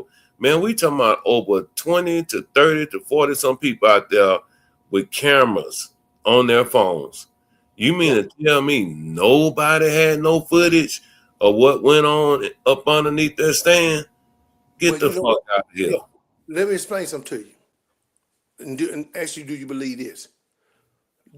They was explaining what happened to Martin Luther King. One of the preachers said, we come out on the step, Martin was waving, and I moved to the left where they can have a clear shot. See, Amari, that white man is talking that shit. See, God have a way of getting into you and making you tell the truth. Making your ass say something that you shouldn't say.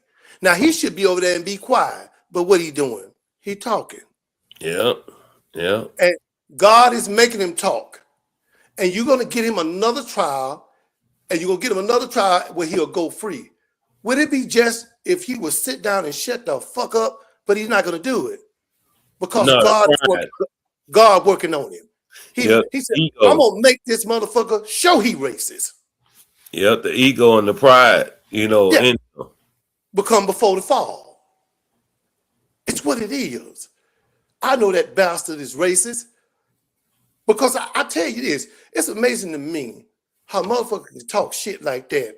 And one morning he get up happy singing "Do Da Day" and all that bullshit, and he go get him a cup of coffee at 7-Eleven, and he fuck around and 3 niggas out there with pipes, and then all of a sudden, he don't look like the same way he went into that motherfucking store because they don't beat his ass to another century. See, some is not gonna go through the preliminary. We don't give a fuck who guilty at this point now. We don't care who fucking innocent, but we are gonna beat this bitch ass into another century. That's what we're gonna do.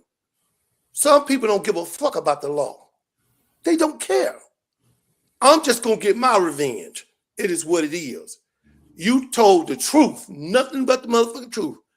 And God will bring the truth forward. He have to save this young man's life. He got to bring it forward. This is how it's going to work.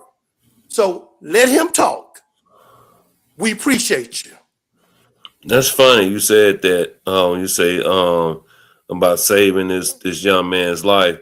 You know, bro, that shit is so depressing to me, man. Knowing that you know,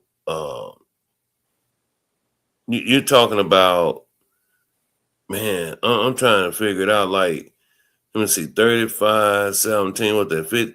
Man, shit, 35 years from being, let's say, 17 years old. Man, I can't even, you know, talk about my life over the past 35 years because I ain't even reached it. So you talking about a motherfucker, they saying got to do 35 where you get half the time. That boy wasn't making in that motherfucking 10 fucking years. I'm giving it 5 years. 5 years would have been, probably just enough time, man. But anything over that, man, trying to come up out that joint, man, he's gonna have to change. Like I heard a lot of people say, man, when they went to the joint, they did a lot of things for survival, man. Yes. A lot of shit was for survival. Even if they got in trouble, they had to do it because it was for survival. Yes. So man, I don't like I say, man, I don't wish any type of heartache or pain like that, on anyone, man, because when you young, like I was saying earlier about the parents, when you're a young parent, a young adult, man, even even in your 30s, man, boy, you still, man, I know motherfuckers, even myself, even in, going into the 50s, man, I ain't there yet, but boy, you still make mistakes and you ask yourself, how the fuck did I do this? How did I even make that decision? Or why would I make this decision? Or did I make the best decision? You know what I'm saying? Even at the age that I'm at now, Right. you ask yourself these questions, man. And, I just didn't like the fact how, people were, trying to, um, you know, railroad the parents and say all these negative things about them. Man, they're young. They're a young couple, man. They're a young couple, man, that was trying to make it in life. And man, one thing's for certain is that you don't know when the devil gonna bring somebody your way and put you in harm's way where it can mean a change in your life, man. Yes. And Well, that goes for even shit. I hate to say it, don't get mad at me, but man, it can be bringing any type of man or woman in your life too at the same damn time. It can be on some simple shit like that.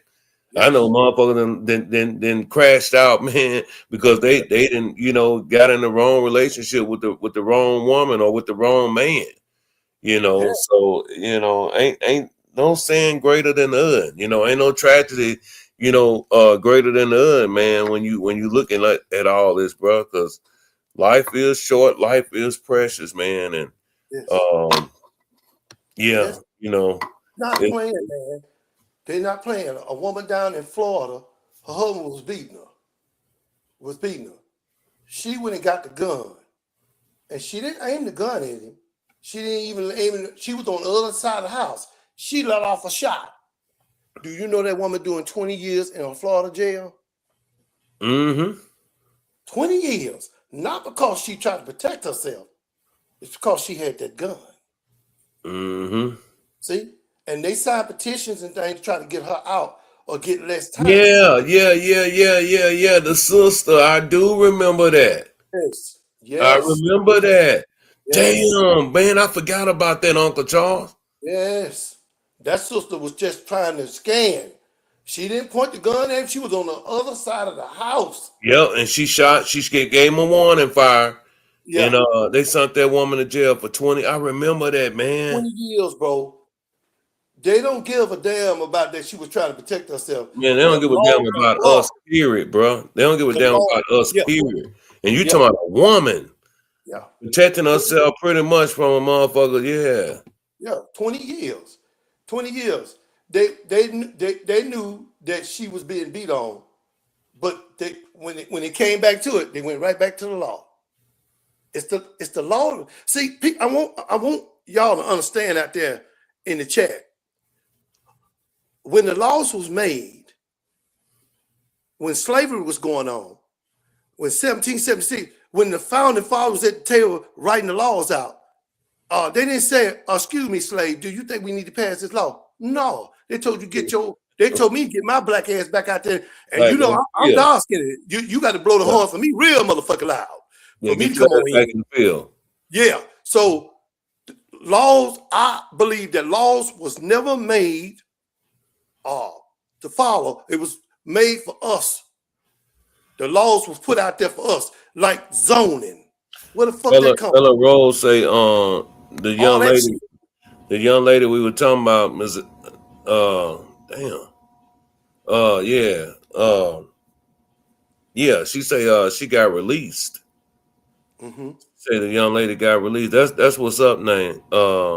Yeah. Her conviction was overturned. Okay, that's cool. But hey, thank you for bringing that to our attention. But I'm glad that she did get it overturned, her conviction overturned. Because man, that was some bullshit to the She didn't fullest, do man. nothing wrong. She didn't do nothing wrong, bro. Now when motherfuckers out here, man, and see, Uncle Charles, man, I'm gonna tell you, man, like I say this all the time, man. That and I don't mean no disrespect, to my fellas and stuff, man. But man, I think that honestly, y'all, this is just my opinion. We as men, we got to step our game up, man. We got to step our game up, man, because it ain't always on that woman. You know what I'm saying? I believe that I believe a woman can raise a man, right? She can guide a man. You know what I'm saying? Before it's raising a man, I think that's the something that a father he has to do, man, in order for that young boy to uh be aware of all consequences, of all actions, of all situational events that may come to play. You see what I'm saying? Right. It's just my belief, y'all. I just think that we need to step our game up. You know what I'm saying? More than what we have, but a lot of people say that the laws have made it to where we can't teach or guide our sons and daughters the way that uh, we were raised back in the day. Man, I'm gonna tell you something, man. Even being raised back in the day versus today's time being of raising kids and raising young adults, man, our parents didn't know what the fuck they was doing, man. They just did the best at what they could do. That's it. You know what I'm saying? And now with the you know you got social media, and which I say is probably the social media is worse than the goddamn crack epidemic, man. This social media has destroyed us on a whole nother level, man. Every time you turn it on down social media, Facebook or something like that, man, I see so many motherfuckers sharing fights and shit, uh Dumbass. dumbass shit, bro. Shootouts and shit, Um Now they acting a goddamn fool at these graduations. Doing strip tease at a graduation. Who does that? Get your goddamn diploma and get the fuck out of the school. You got yeah, I other, seen that. I seen that. I seen that. one Uh boy, he flipped up now, and then this motherfucker come down on the back of his neck. This motherfucker out. I'm talking about cold. Well, get the shovel. Let's scoop this motherfucker up cold. He should have been flipping. He man, flipped his ass into the hospital. well, there got to be some accountability where like I say, man, like you know, I was always told if I got a button up shirt, tuck my shirt tail in. Yeah. I was always told if I wear a pair of slacks, put a belt on. Yes. I was always told that, make sure that you got a haircut. That's These right. were things that my father told me, man, and showed me, man. And now when I see the generations coming up today, um, I don't see that part of the game that my father that he was hands on with me about. Just from the simple fact of simple things like changing a flat tire, Right. even putting Shit, nigga, the simplest thing is putting some fixer flat in the fucking tire. I mean, it just, man. I guess what I'm getting at, Uncle Charles, is, man, we have slipped into this deep depression, this deep coma, man, and we just been allowing things to go the way they are because we are content with just living the way that we are. You know, I believe in morals. I believe in values. I believe in family. I believe in you know, hard work. I believe in discipline. I believe in setting boundaries, man. These are just things that I fucking believe in, and I just think that we have gotten away from the the tough upbringing. Yeah. I ain't saying you got to beat a motherfucker ass or nothing like that, but you know, put some rules and laws in place, man, in your home, in your house, you know, in your family. You Yeah. know, Yeah, just that's think it, it's man. too many fucking baby mamas out here with no fucking fathers. Yeah, man. You know, my daddy was heavy-handed. I mean, he whooped my ass so much I thought it was his job. Yeah, it's just what it was. I, you did what you was told, or you got your ass whooped. It was Yeah, simple. yeah, it was simple. It was simple, man. It Got was chores, simple. do them. It Do was your chores. simple. You can't go nowhere until you do your chores. Can't talk at the table while you eating. Yeah, Discipline. yeah. Don't talk when grown folks are talking. You know, Woo, man, man. you fuck around, we done got your goddamn face slapped off if you I swear I got chopped in the throat by my grandmama. come on I now. thought I thought she was a member of the Shaolin Temple when she hit me in my Man, mouth. for real, bro. For real. Shit. I had that happen to me too, walking there while grandma and her uh friend girl over there talking. I run my ass in there and interrupt them. Shit, boy, you seen a motherfucking backhand came so quick and said, didn't I tell you don't talk about grown boy? Don't come here doing yeah, man. That's just the way that it was, man. Yeah, man. Yeah, man. I see my daddy hook my brother with his cane. He was up there talking while he was talking to the teacher. And he reached that cane out there and hooked my brother by the neck. You better stop talking. Well, I'm gonna say this. I'm reading the chat right quick, man.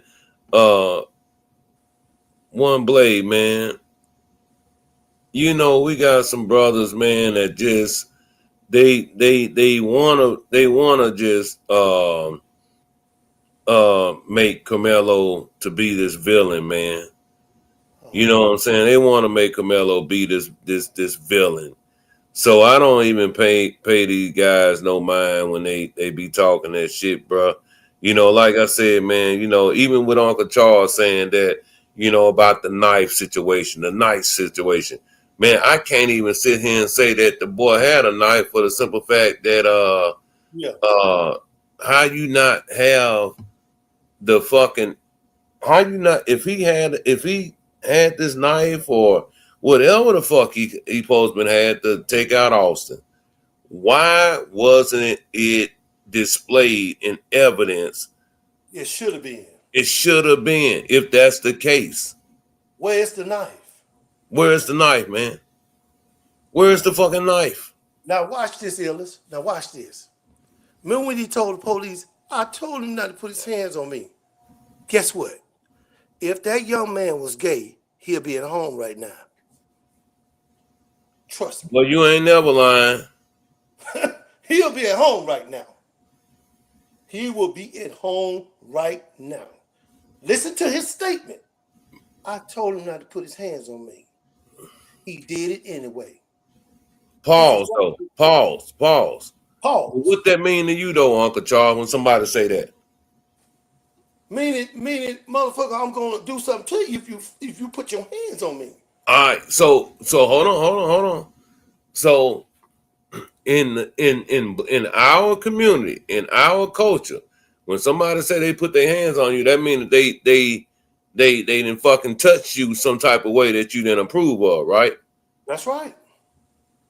How do you think white folks take that statement? Well, at this point, and you know, like I know, They can take it any way they want to take it. Any way they want to take it. The facts is that we had a hurried up trial, no weapon. He say, she say. You Yeah. cannot find somebody guilty off that. Where is the knife? And you telling me I got a jury of my peers, and then I look out there, they're all white. That's not a jury of my peers. Right. It's Right. not. It's not. I just hate like when like folks they try to act like they don't understand the way that we express ourselves or the way that we talk in the black community, right? Right. But you listen to the music, you dress like we dress. Man, you see, if you pay attention now, man, and it's been going on for decades now though, but man, you remember a point in time white girls be like, ooh, she has a big old butt. That's so ain't no way I have a big man. Now you see motherfuckers getting ass shots. Mm-hmm. Lip injections. Yeah, all in the sun. All in the sun. What the fuck, man? Culture. The culture of generations. This generation is a light moon away from our generation. It just is. Where we were scared of a serial killer, today they celebrate one. They do. They celebrate. How many that motherfucker killed? Man. And then you catch the motherfucker going to the jail and marrying the motherfucker. I love him. How the fuck you love somebody don't kill 30 women? Right. Choke the shit out of them. Man. Now it's my motherfucking turn. It's what it is. It's what it is. The generations change culture. It's what it is. I'll show you what I'm talking about.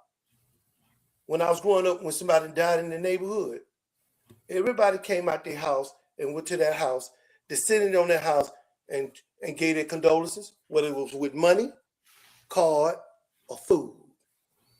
Now, somebody died in the church now. He not taking up a collection for the person that just died. The motherfucker taking up a collection for his ass.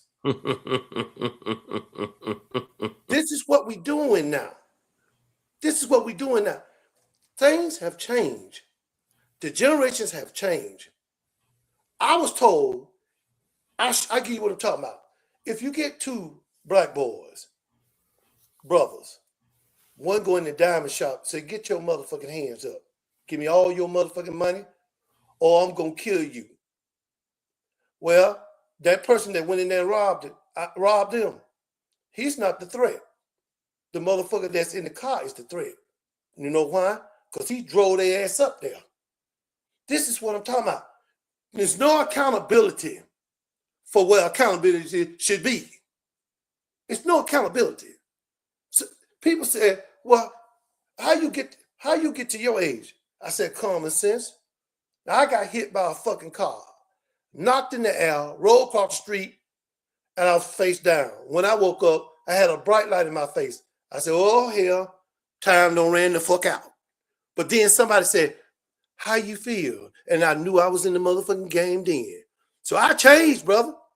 So what I did was I took that same route after a year.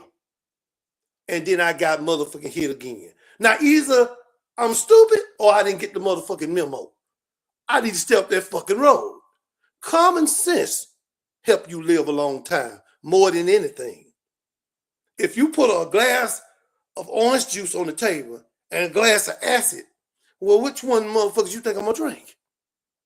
Common sense will tell me I drink the orange juice. Because if I drink the motherfucking acid, I would die. But you got motherfuckers now putting alcohol all over their body and lighting themselves on fire and telling someone, woo, woo, woo. Well, bitch, you on fire. That's why you doing that woo, woo shit. This is what I'm talking about. Common sense. Common motherfucking sense. I had a friend of mine, this nigga had one leg longer than the other on that loaded highway on 78. So we started running. That motherfucking coal truck was real close. Every time you look at this nigga, he always limping. I never seen this nigga run. But when that motherfucking truck came, that bitch passed me on that motherfucking freeway. And I had to end up diving in the trees to save my motherfucking life. I know you got one leg long than the other, but motherfucker, you can run. Shit. Common sense, man, will help you live your life. That's all we need is common sense. That's all we need. Now, look at them boys down there killed Julio Fulio. They went into Sunset.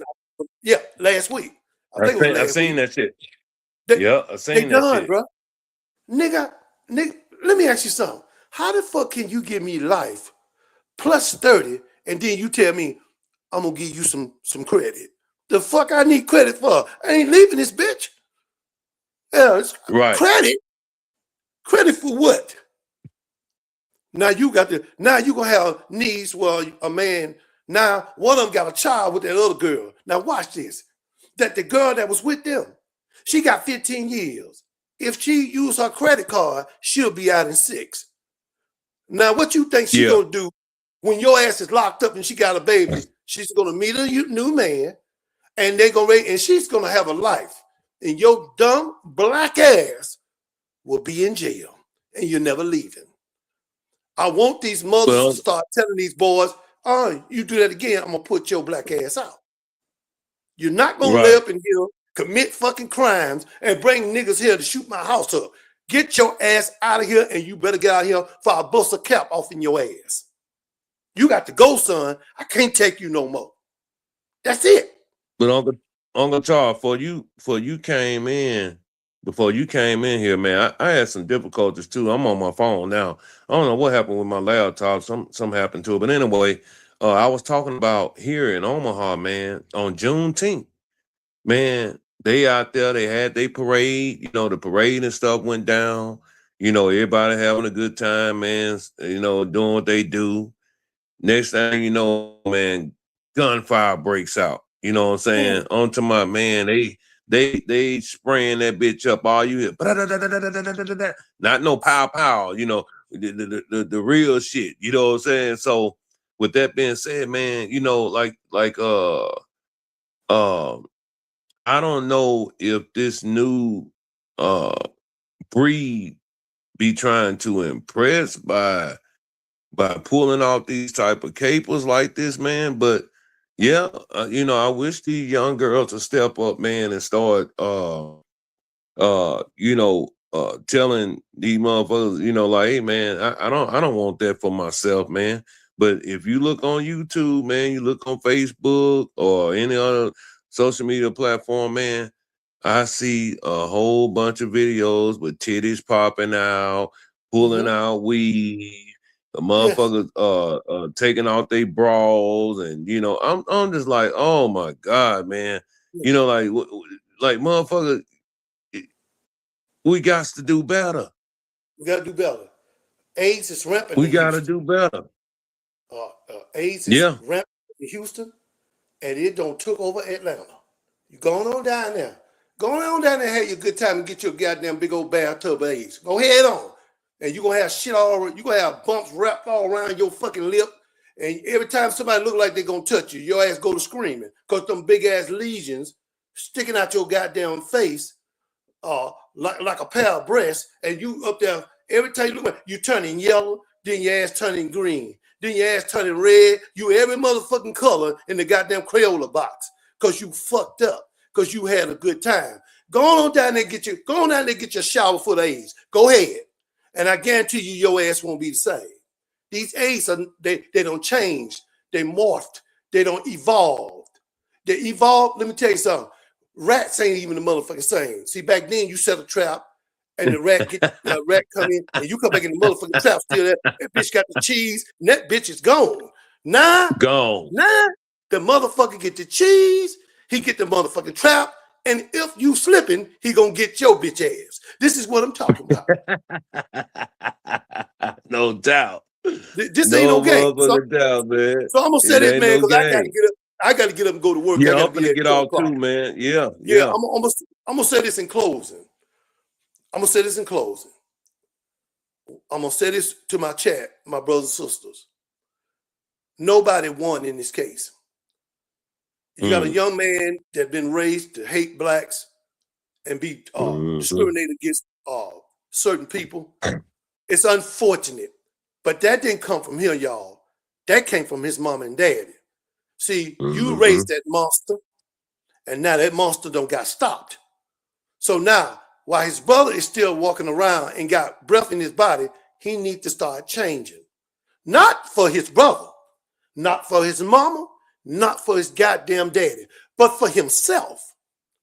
See, and we need to, as a black community, when somebody fucking up our neighborhood and they mess with a little girl in our neighborhood, we need to go down there, put his ass in a box, and send him on up out of there. That's what we need to do. Protect your women, protect your kids, protect your community. Because if you don't, Satan will never leave. He will continue to kill off your people and kill off your children and kill off your women. It's more women getting. Look how the police are not dealing with black women. They ain't talking to them no more. They grabbing them in the top of their fucking head and slinging their ass out the car. See? Shut the fuck up. Shut the fuck up. See? You talk too much, bitch.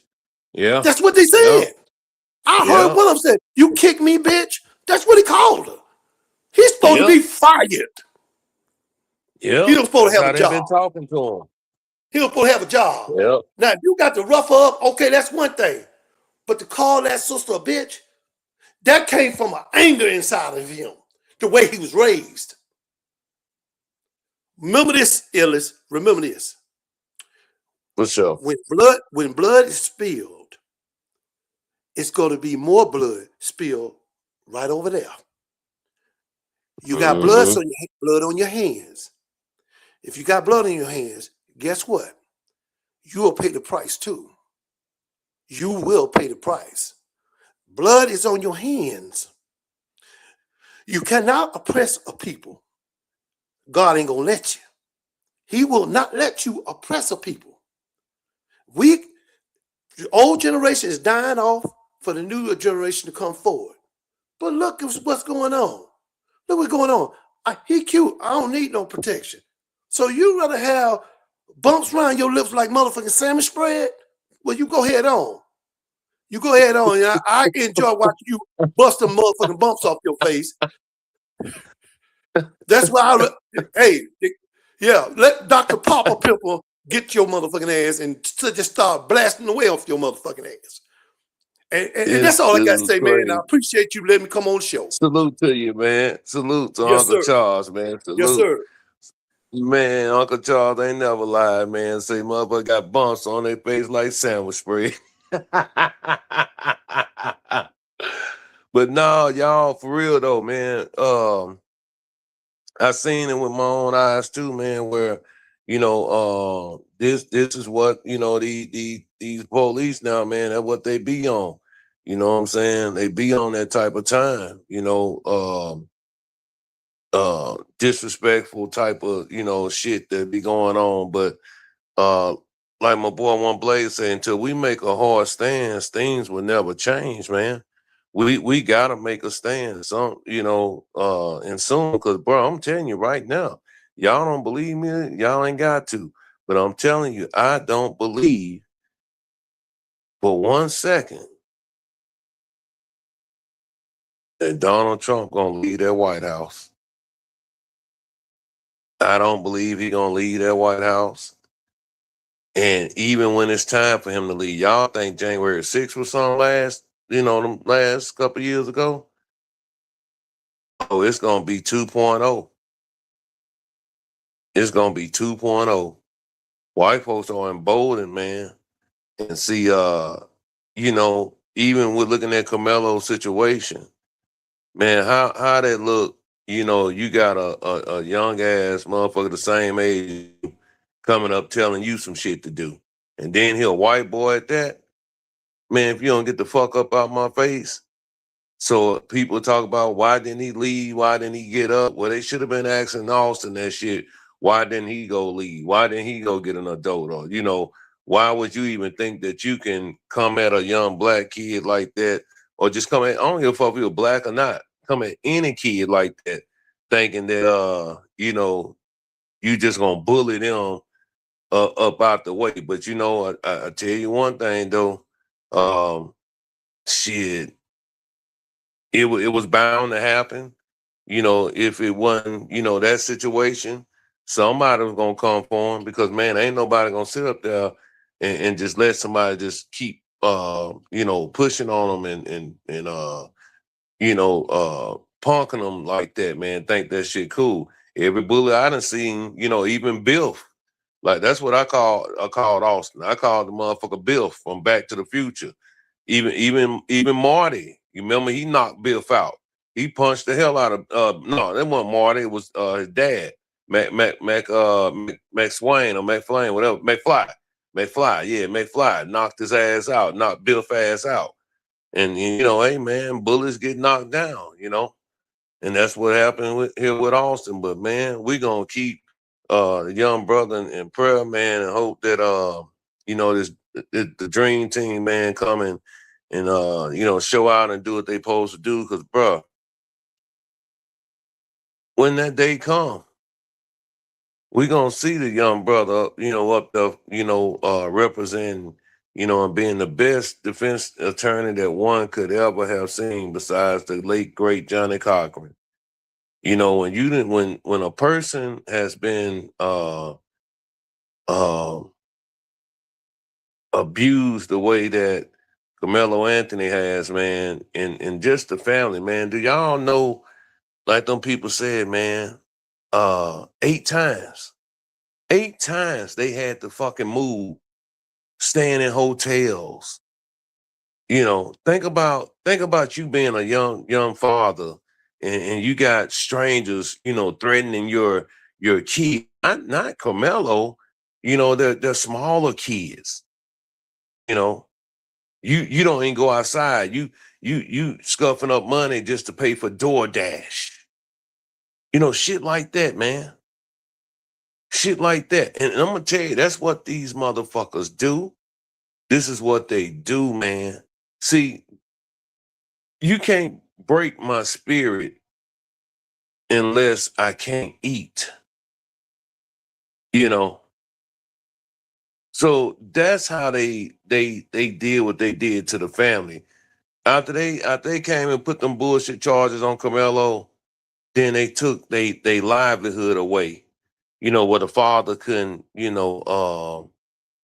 make a living to put food on the table for his kids. And then when that happened, you got a punk ass son of a bitch like Charleston White come in the game and think he just gonna bird feed you and try to bird feed the man. Oh, if you need a place to stay, you can ask me to do it. If you need some food, just call me. Ain't nobody finna do that shit, man. Who the fuck you think you is?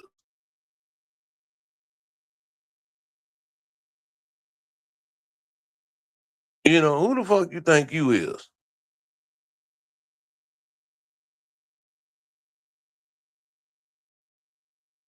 You know, and that's why I say, man, our own people, man, they are the worst ones, man. They are they man, they are they peasants, they peons, man.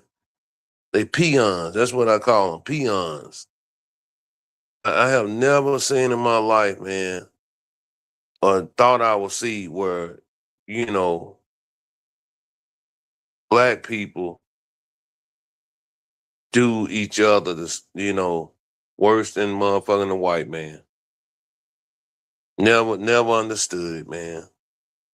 Never understood it. Motherfucker around here wanna, floss and shit on, the next man because his car, look good or he drive this or drive that. Man, you ain't shitting on nobody, man. Go shit on that white boy over there. You know what I'm saying? Say Red say I believe his pops didn't prepare his son for a situation like this, not placing blame, but pops one of these uh you know what, Reggie Woods, man? I think dude I don't know for sure, but I think he one of them Kappa boys, man. I think he one of them Kappa boys, you know, one of them pretty boys, you know what I'm saying? Just peeping on how the way he dressed, and I seen some shit too where like his family, when they, you know, was outside the courthouse, there's just some gestures that were done that I was just peeping out. So I think he's a fraternity brother, Kappa brother, man. So yeah, maybe, that wasn't in the repertoire, you know what I'm saying? In the home, man. I'm telling you, man, I used to be around here, boy, when my son was young, man, around that 8, 9 age, 7, 8, 9, man, I'm around there hitting rib shots. Boom, you know what I'm saying? Just to make him stay aware, you know what I'm saying? Protect.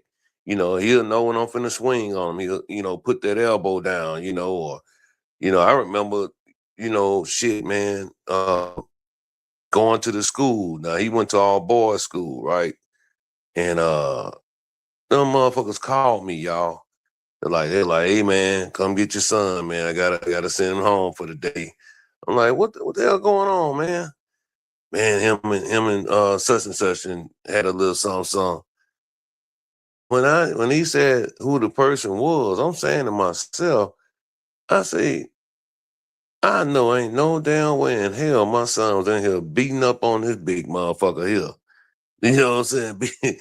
Shit, man. Hey, but like I feel you though, Reg though, man. Like on that shit though, you gotta prepare though, man. You gotta prepare your son for a comeback. You know what I'm saying? So yeah, man. But Isaiah, man, I don't think this is the page for you, man. I don't think this the channel for you, bro. You know what I'm saying? Cause um, yeah, I don't think this the channel for you, man. I'm not gonna block you. I'm not gonna delete you or anything like that. I just think this might not be the page for you, man. But man, I hope y'all have enjoyed me, man, tonight, man. Make sure y'all hit the like button. Make sure you subscribe to the channel. And man, we gonna catch up, man. Like I say, free Karmelo, and God just, hope God just watch over the young lad, man. That penitentiary ain't no place anybody want to be. Remember, the family doing time with him. The family doing time with him, bro. Everybody doing time. Tupac said it best, man. You ain't gotta be in jail to be doing time. Boy, that's one of the man, them bars there, them bars done stuck with me for over 20 some years. You ain't gotta be in jail to be doing time. If that ain't the truth. But anyway, man, y'all salute, man. Y'all be easy. I'm up out of here. Peace.